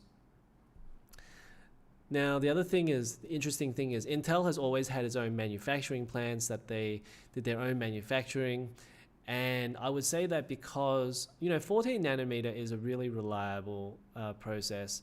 And so there's really no reason for anybody to think that, you have to move to the latest node. Like Apple always moves to the latest one because they have so much money, and their iPhones, they make a ton of profit anyway. So they got a lot of room to move in terms of getting the latest technology into their smartphones.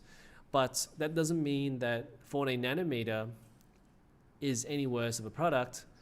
A 14 nanometer product you can put into ultra thin laptops. You could even put it into smartphones if you get the wattage down correctly. You could get, I think there were some Atom chips that were doing 4 watts. And 4 watts is perfectly fine for, I guess, products that don't need the most demanding of performance. And that could be something like a smartphone, it could be something like a car, it could be something like a TV, for example. So I think Intel is trying to broaden the number of products that they can be involved in, and it's not just going to be simply desktop CPUs, laptop CPUs. So a lot of these business decisions make sense to me, and I guess, you know, we also got to touch on the fact that it says here, over the years, Intel's x86 designs have mostly led the market in leadership, performance, and power, except for Pentium 4 and Rocket Lake. So really, this article confirms the fact that Intel was basically the top CPU manufacturer most of its life. And I even say with Pentium 4, people bought Pentium 4 over the AMD processors at the time, even though the AMD processors at the time, I forgot what they were called, but they were actually faster than the Pentium 4. But Intel had that trusted brand, so other people also continued to buy Intel at the time. I think they've lost that brand, though, with Rocket Lake. So with Rocket Lake, a lot of people out there have been saying, well, I'm not sure why they've been releasing that. Maybe they should have just gone with Comet Lake. And I kind of agree, although they probably knew that AMD was going to release their Zen 3 in October. And so if they were going to do that, then they didn't want to release Comet Lake at the same time, because then it would just make their product look bad. So they went ahead. Maybe they already had it up and running anyway, so they just wanted to get a market advantage by going first. A lot of things, different reasons, but they probably could have skipped Rocket Lake, I think. Okay, so that's going to be it. I know there's a couple of people still watching, so we're going to take a little bit of a break, and then we'll come back and we'll have the after show chat. I hope you can stick around. I know nobody's commented for a while now, but put any of the questions that you have in the live chat, and then I'll answer them. And I'm just going to sit here and just answer the questions for, say, like about half an hour or so. I know that we didn't get to under 2 hours, like I said, but it's an improvement on last week where we were 3 hours. We're going to go for like maybe about 2 hours and 20 minutes. Okay, so we're going to take a 2-minute break, and then I'll be right back.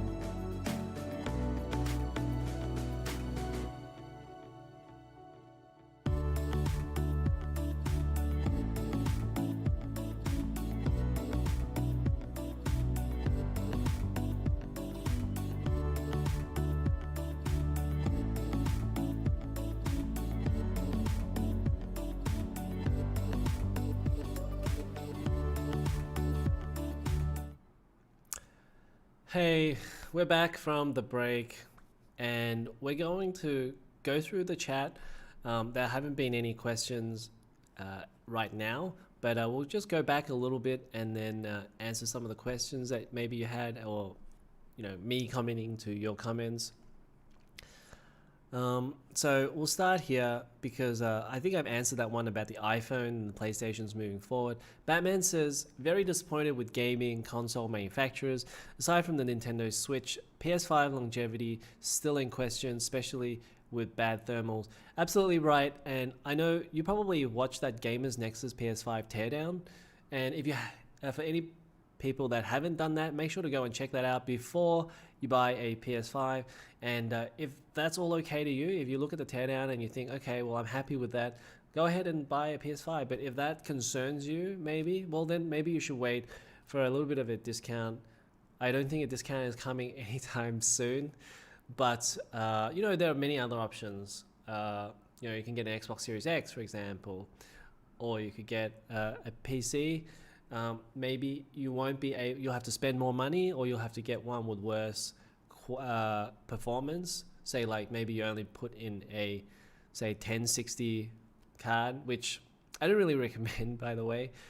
But yeah, with you'll have to weigh that up yourself, like whether the PS5 is worth it, despite the fact that it has some bad thermals in it. And the bad thermals are basically when Gamers Nexus did the teardown.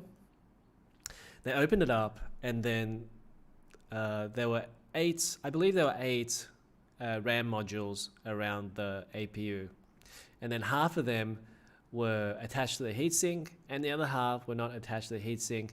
It was attached to basically the top of the top of the PS5.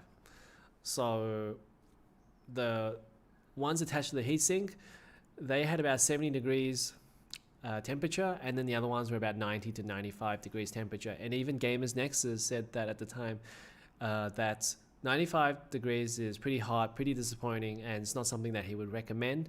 And this is not him crapping on the PS5, by the way, because I've seen his other videos where he said that the PS5, the other GPUs, where he's opened them up, I think like the 5700 XT, and he said over 90 degrees is too hot for the RAM, and they don't really recommend it. So generally for Gamers Nexus, he said that about 90 degrees for the RAM is too hot. Antonio Ramirez says PS5 has bad APU and Sony won't warranty them. Well, I don't know. I think they would. You send it back, and then if it's not through a physical damage, then I don't see why they wouldn't take it back. So yeah, don't, I guess. Ultimately I don't really know about that. Ben F says, I was thinking of getting a PS5 after I finish my PC. This is making me question whether I should or not. Yeah, for me personally, if I had no system, I would probably get a PS5. I would have to put up with the thermals, yes, but at the same time, that would probably be better than not actually having a system to play games on. So yeah, it does get hot, but I think it would probably be worth it. Obviously, that then depends on, well, are you risk averse enough to spend $500 on a system that may not last the whole life? It might like die in like a year or 2 years. So that's where you have to put yourself into, or the thinking process, because if you buy a $2,000 PC, there's also no guarantee that's going to last either, especially with some of these hot VRAM temperatures that we're seeing. So I know some people might say, well, I'd rather spend $1,000 on a PC with much higher quality. And you do get higher quality because you get to pick the parts yourself. So you want to pick, you end up picking good quality parts, good quality case, good quality power supply. Whereas on the PS5, they're probably just picking the worst parts or the most value parts that they can find. And when you look at the Gamers Nexus teardown, you can see a lot of these parts are much, much cheaper than, say, a quality built PC. Antonio Ramirez says, don't buy it if you could get a brick PS5. PS5 had problems with SSD failures. Let me go to the chat. How do I get to the chat? I think you guys can see the chat anyway, so that shouldn't be an issue. Let me put something on YouTube before I get to the rest of the chat.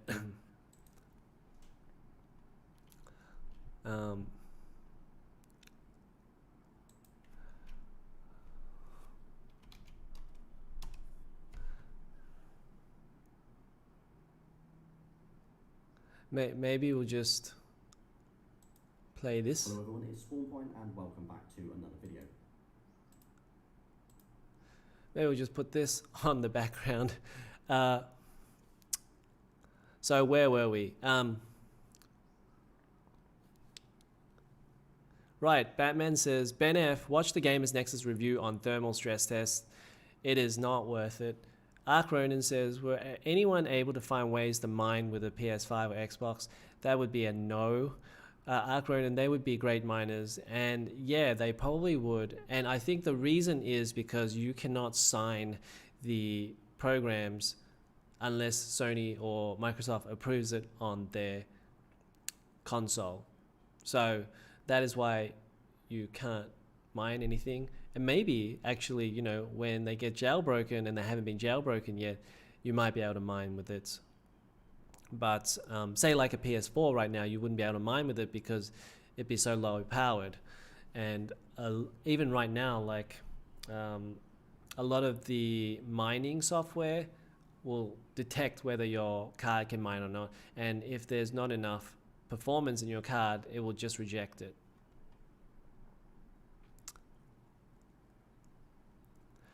Antonio Ramirez says PS4 better than PS5. But in what way? I mean, I guess PS4 personally for me is the all-time greatest console out there. And that's because it came at a time where PC was getting really big. And so effectively what you had was you could get a lot of PC games because PC games were starting to come across on the PlayStation. So effectively you had this $299 system that was able to play 99% of the games out there. And if you didn't have a PC, you could really make do with just the PS4, I think. Aside from the fact that maybe you wouldn't be able to play mouse and keyboard games as well. Say like you wouldn't be able to play something like Cities on Skylines or Total War games on the PS4 as well. But most of the time you'd be able to play mostly everything. And I think that was a game changer because that really got a lot of people invested in gaming, because now they could buy this $299 console that could literally play everything. And even though I disagree with the fact that there's a PS storefront without third-party stores allowed, that would be interesting, right? Like if the Sony console actually had other stores on there allowed, so you'd be able to compete against other stores, but obviously they don't.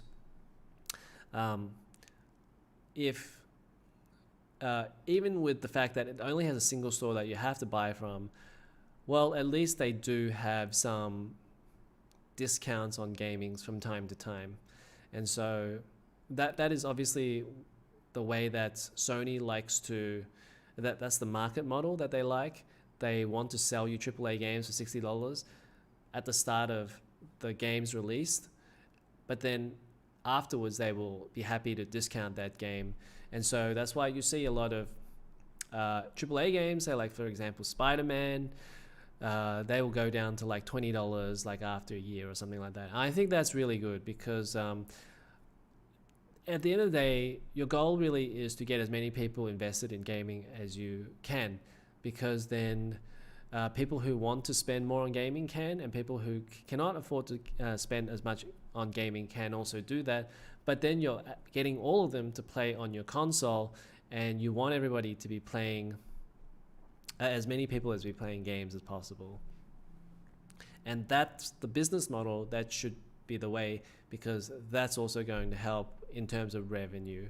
If you're just waiting for your most hardcore fans like Nintendo is to just spend $60 every single time and locking all of the people who don't want to spend $60 out.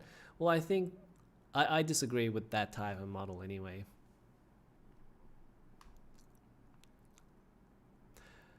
Ben F says, at Batman, I usually go for the Slim because they usually fix all the issues by the Slim console.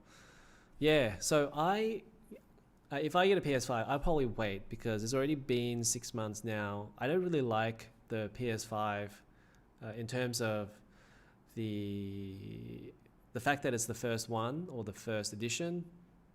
I bought the PS3 Slim. I didn't buy the PS3 Fat.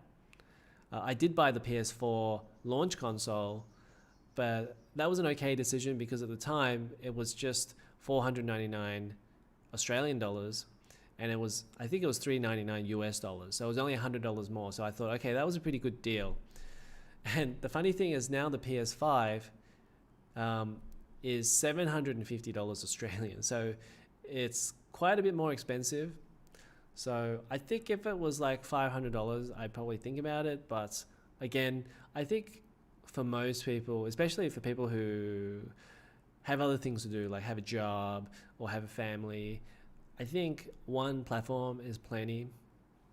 And unless you're a professional gamer who plays 100 hours a week, then there's probably not enough time to play all of the consoles.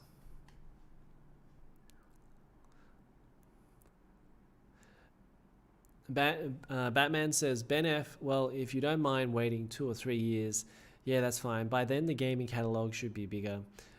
And not only that, but like after 2 or 3 years, you start to get some discounts in the games as well. So hang on, I need a drink. You start to see some discounts as well, and that's when I think a lot of the launch console games aren't actually really worth $60 because they're very close to the previous gen games. It's really only like 2 or 3 years later that we get to see things like God of War or Gran Turismo where they are significantly improved from last gen. So I think that's probably a good time to step in if you don't mind not being one of the people who get a console first. Menef says, I mean, I get it from a business standpoint, doesn't make it any less scummy. Many gamers can dust off the old Genesis 64 and I have a blast playing nostalgia. And I think that's about it. And nobody's really asked any questions. So if you have any questions, put them down below because I will just read the chat and comment on your comments. But while we're waiting for that, I wanted to talk a little bit about the 3080 Ti. Let's go to, where's my mouse? Let's put the NVIDIA.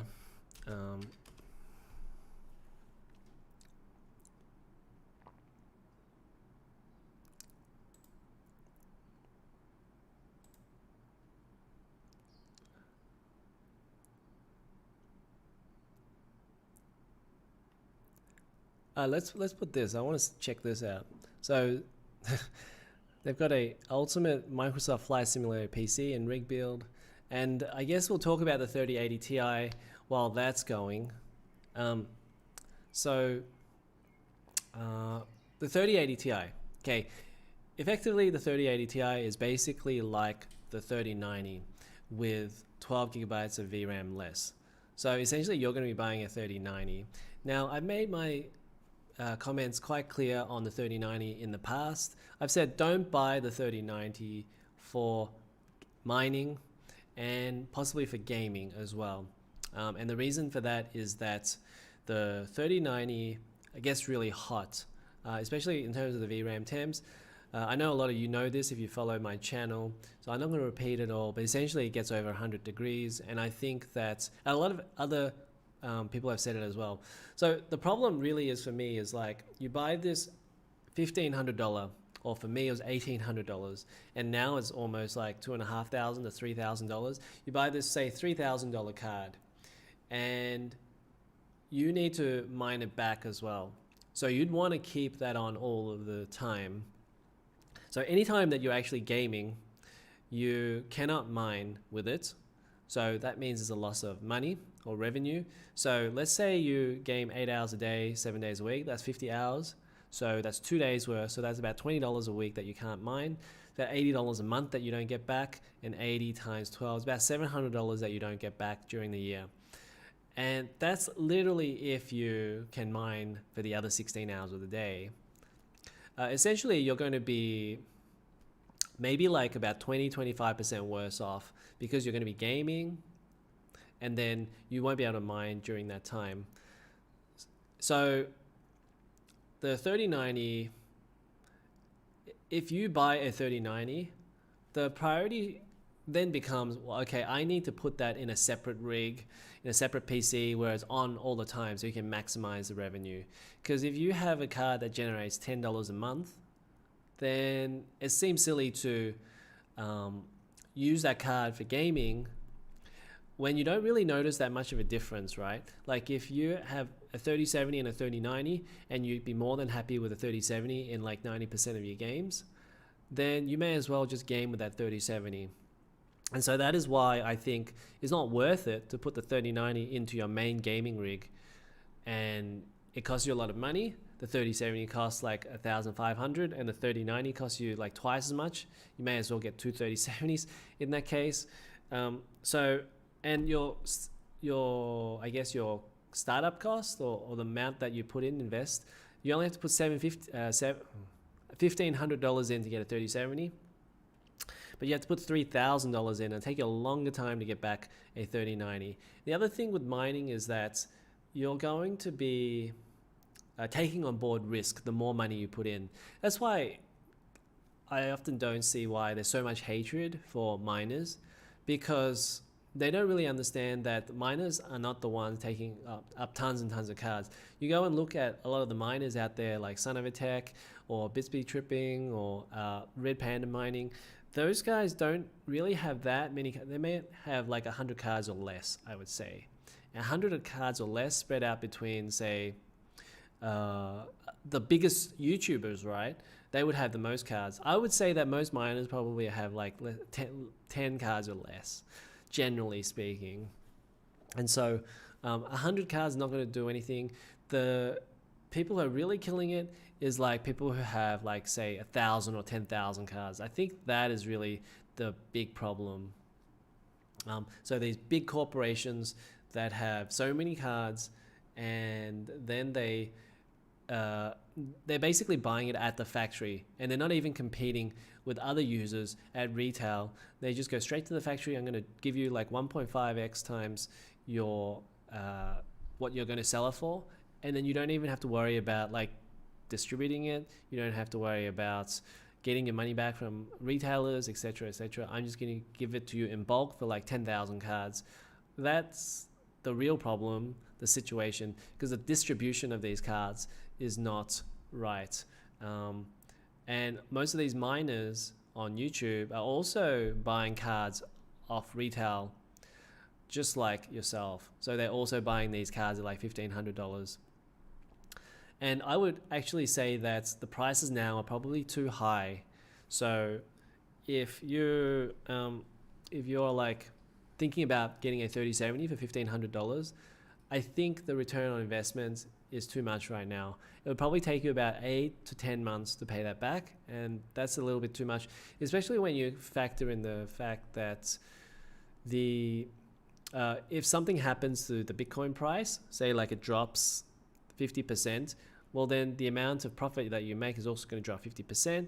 Then your return on investment is going to be twice as much, or instead of say 8 to 10 months, it's going to be 16 to 20 months. And it's really hard to tell what's going to happen if it's any more than a year. Like I could predict that Ada Lovelace is going to be out, say 2021 or 2022. But it's a lot harder for me to say what's going to happen in 2022. We don't have enough information in it. So that's probably a risk that people shouldn't be taking, because nobody knows what's going to happen at that time.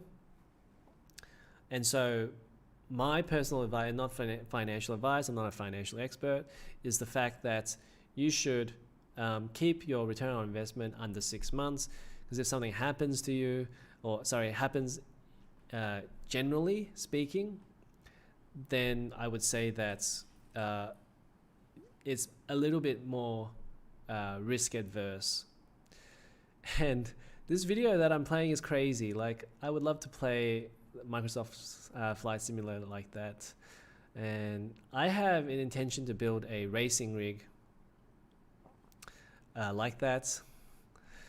Hello HD Fresh, love the vids and streams. Thank you so much. I'm glad you can join in, and we're gonna go for like another 15-20 minutes or so. This is the after show. We've already had the main show where I went through a lot of the news of the week, or as I like to call it now, Twig, which is This Week in Games. But thank you for joining, and if you have any comments that you want to talk about, I'm happy to talk about it here with you. But essentially,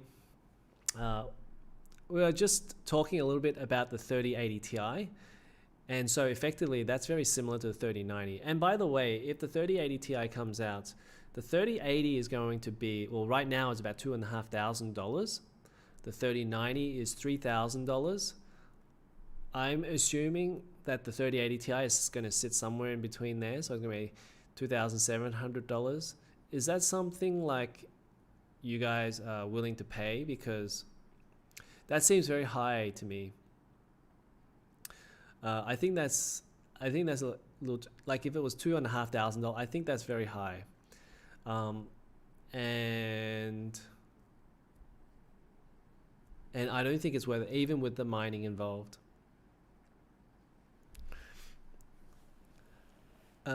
Niall White says, I'm waiting for Microsoft Flight Simulator to go DX12. Yeah, exactly. That's going to be pretty exciting. So I think DX12 is going to help with the fact that right now with DX11, they have a CPU limit on it. So like over 6 cores, it doesn't go over 6 cores. I think, I'm not sure, I watched a video somewhere, but it should be able to use more of those cores, which means it'll be, there won't be as much of a frame cap or frame rate cap on that. So you should be able to get higher frame rates.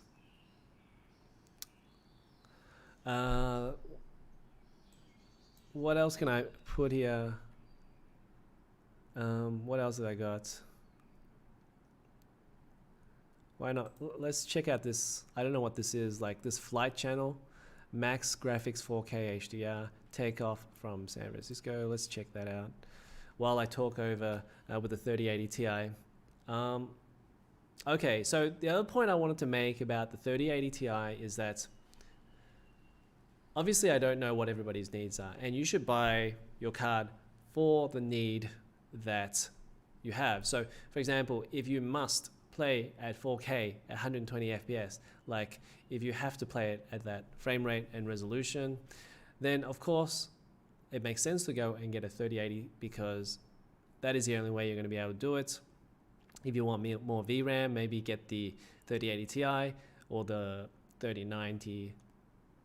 But I would say that most people aren't really thinking about getting 4K 120 FPS. I think most people would be happy with whatever that they can get. If their monitor is 1440p, then I would say that you probably don't need to future-proof yourself. Don't have to think about it as in like, I have to get a 3090 because, well, I want to future-proof myself. Even though I have 1440p monitor, I want to make sure that my card lasts as long as possible. I think at this moment in time with prices so high, I think that's not worth it to do that. Let me know in the comments what you think. I don't think spending an extra $1,000 just to future-proof yourself is. We just don't know what's going to happen with all of these graphics cards. I don't think the graphics cards price is going to come back to MSRP. I don't think they're even going to lower by that much. But I think it's probably at the point where, okay, we have to dial back our expectations a little bit for how much performance we really need. Like, I'm okay with a 3070. The funny thing is, like, you don't really know until you actually use the cards yourself and see the performance, because I've used the 3070, 3080, and 3090. Funny story, but I'll get to why I got all of those cards.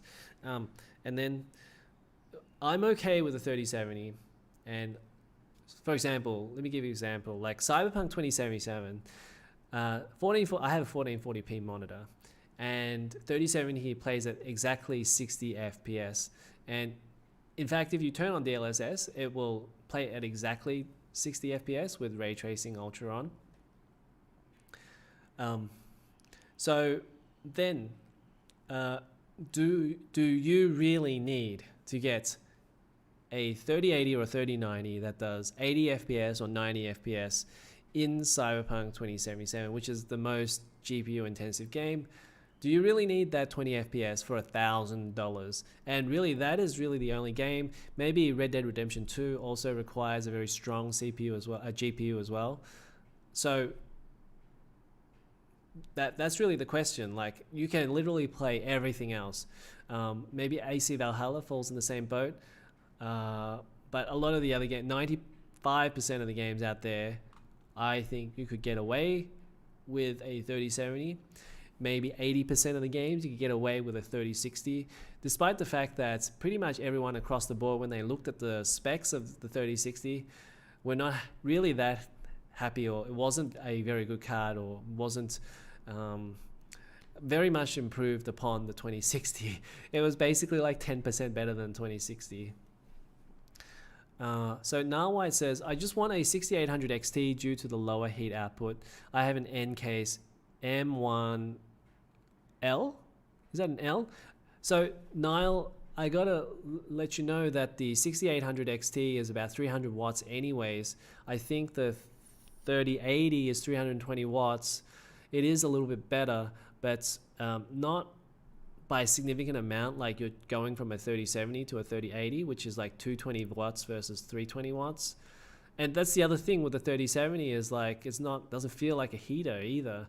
I feel like 200 watts is about the level that I'm happy with, at least for me, because I have my PC on the ground, so it's next to my legs. If you have your PC somewhere else and you don't feel it, then that makes sense, like having 300 watts. But for me, it's almost feels like a heater against my feet, and it's a little bit uncomfortable, which is another reason why I think like the 3090 isn't that good of a deal. And again, the 3080 Ti will be exactly the same. It will also be like 320 watts or 350 watts or whatever. So that's something to consider. Like, if you absolutely must have that performance, then yeah, go ahead and enjoy it. I just think for most people, they probably could reevaluate it if they're concerned about the price. Narwhite says, with DLSS, you don't need an expensive card. Exactly right. With DLSS, just get one of those RTX cards. I wouldn't recommend a Turing card right now, because I think I don't really know how the DLSS performs on those very low end cards like the RTX 2060, whether you would get better performance with like a newer card. I think maybe Gamers Nexus should probably do a test or something like that, but it definitely has better ray tracing on the higher end, say like Ampere cards, than say a very early RTX Turing card. So I don't really recommend getting the Turing cards. If you want to get a RTX card with DLSS, go for the 3060. There's going to be a lot of negative reviews with the 3060, but I think because there's absolutely nothing available, that is the only card that is out there at the moment, then you really don't have any choice. And I think Nvidia has almost done gamers a favor, even though I don't agree with it to lock the 3060 hash rate.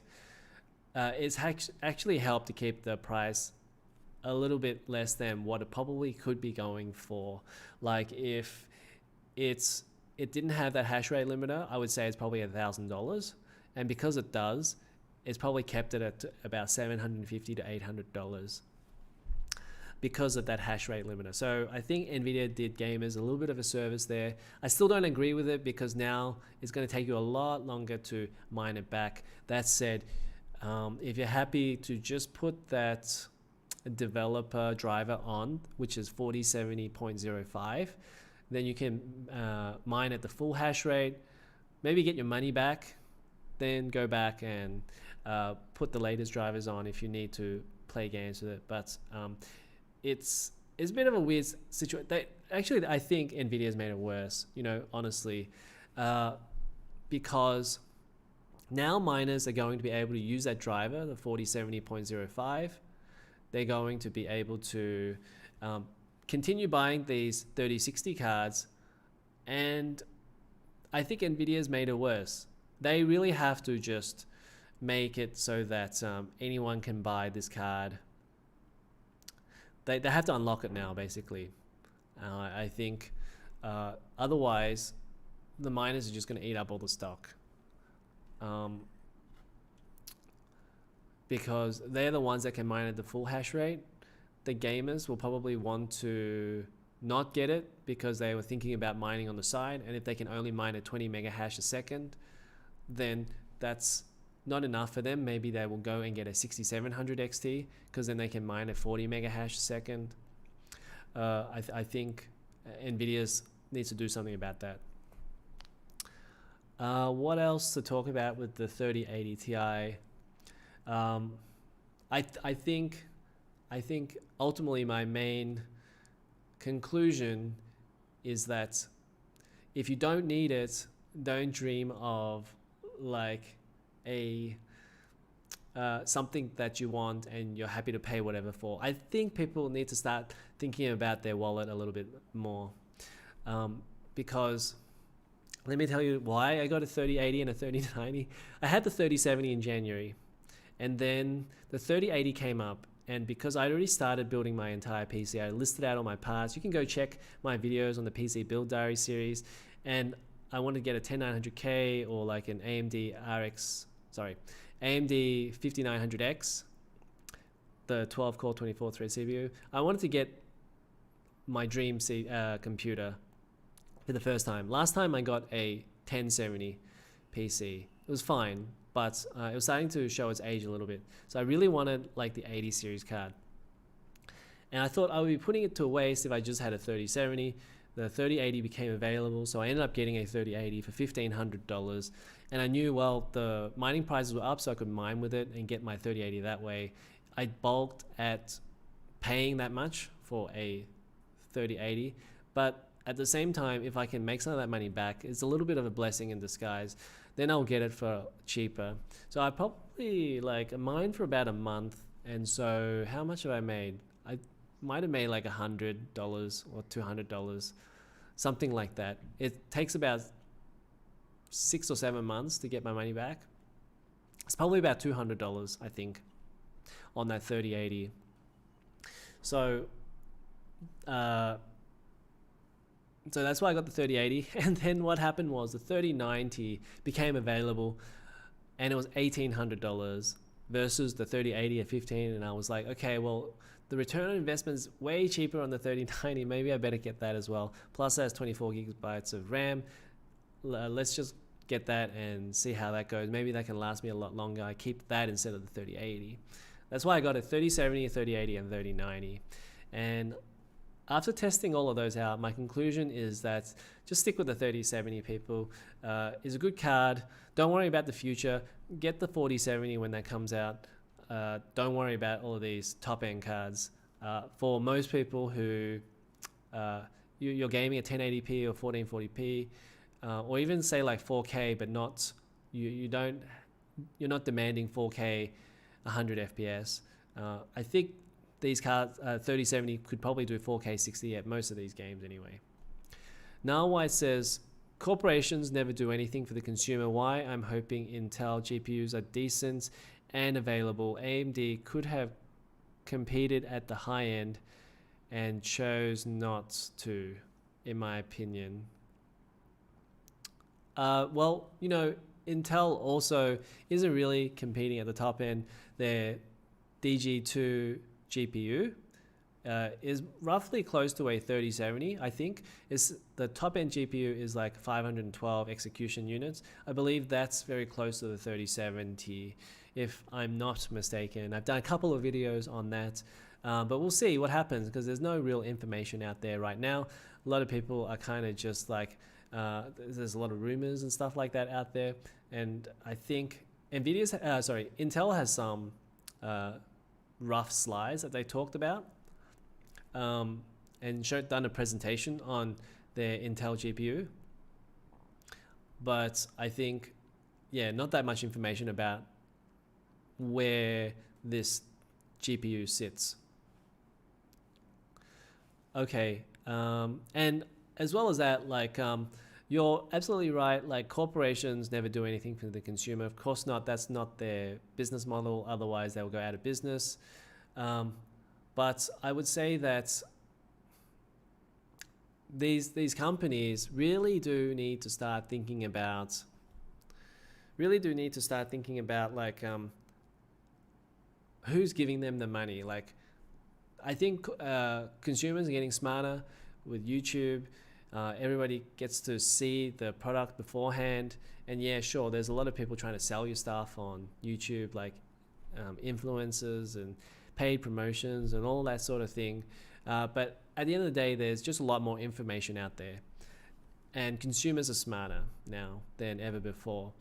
So really, these companies need to be thinking about, okay, I can't treat these guys as idiots. Like, let's work with the consumers more, and that way, the consumers get a good end of the deal. The corporations get return business from these consumers that don't get screwed over the first time. And I think that's the way. That's the long game. And a lot of these companies are not playing the long game. A lot of these companies are just looking at the next set of financial results and just making decisions based on that, because ultimately this guy on top, the CEO, wants to stick around for another 6 months. And yeah, people need to start thinking about the long game a little bit more. HTT Fresh says, this is great advice. I'm just sitting back, taking in all the information. I might do a comparison video with 3070, 3080, 3090 at some point. And I think you've seen my channel. It's had a few less videos than, I guess, in the past, like January and February and even last year. And a lot of that has to do with the fact that I've been setting up this second location with the green screen behind me. This is my second PC setup. This is in another home. I have to drive like 90 minutes to get here. Sometimes it's like an hour 10, sometimes like 90 minutes. But this is a lot quieter. I can't stand making videos at my other location, my home. There's a lot of noise and things outside and inside. So a lot easier for me to make videos. Hopefully, as I get more set up here and I get my processors back, because I still have to install software and things like that. I have to make sure I've got all of my files. And so once I get all of that set up, you should see more frequent videos. Also, it depends on how often I can get here as well, because I'm meant to be at work right now. I will be going after this, but yeah, so it's really, I'm trying to make as much time of it as possible in this location.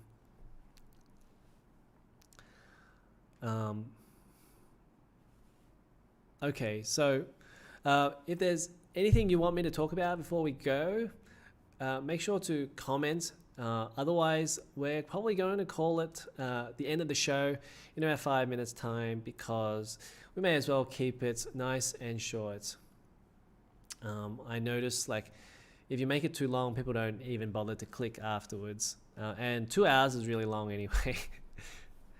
White says, AMD's GPUs are fine for me. I know a streamer and got a 2060 for them, and helping them get a 30 series card, AMD, their software for streamers. So you're saying AMD cards are better for streamers. So I really need to check in. I need to look that up, because I actually don't have a AMD card. I almost planned to get the RX 6700 XT because it has 12 gigabytes of VRAM, and that's just a lot better than, say, the 3070, which has like 8 gigabytes of VRAM. The reason I didn't get the 6700 XT was price and also availability. It's $1,000 where I am. I think it might even be like 1,200. So I think that's a little bit expensive for the AMD card. And the other thing, of course, is that if people are worried about like ray tracing, I'm going to do a video on ray tracing, but you're not going to really, I don't think that's going to really be that much of an influential decision for most people. When you put the ray traced video next to the regular rasterized version, I don't think people, when they're actually playing the game and playing it fast enough, they're really going to notice like that shadow over there, or the color of the light over here is slightly different to the color in the rasterized version. So I think ray tracing isn't that big of a deal, even if you look at the game that has ray tracing. So I don't think it's worth it. That's just my opinion. Maybe other people are different. Maybe people say, oh, I have to play with ray tracing because it looks amazing. That's fine. That's their opinion. I think it's not enough to go spend silly amounts of money on ray tracing right now. And then also the other thing is that there are not enough ray trace games. I've said that quite a few times. Really, I can count them on my hand. Cyberpunk 2077, Control, Wolfenstein, Youngblood. I think Fortnite has it. Really, what else is there? What other ray tracing games are there besides those? So I think it's really not enough. HTT Fresh says it's 12:35 in the US East Coast. I gotta wake up early. I'll be here for the next stream. Have a great day. Thanks so much, HT Fresh. And I'm going to try and do all of these streams on Wednesday night, which is Thursday my time, pretty much the same time, 10 p.m. Eastern. And we'll try and keep it at 2 hours. But that might be a good time to actually say the end for this show. Thank you so much for everybody watching it now or delayed later on when you click on it. As always, make sure to go and check back my other videos that I made during the week. And thank you very much for watching this stream, and it's been a lot of fun to chat with you guys. A lot more chat this week, which is pretty good. I'm going to go back and read some of those as well. Okay, thank you. Have a great night, you guys, and I will see you guys next time.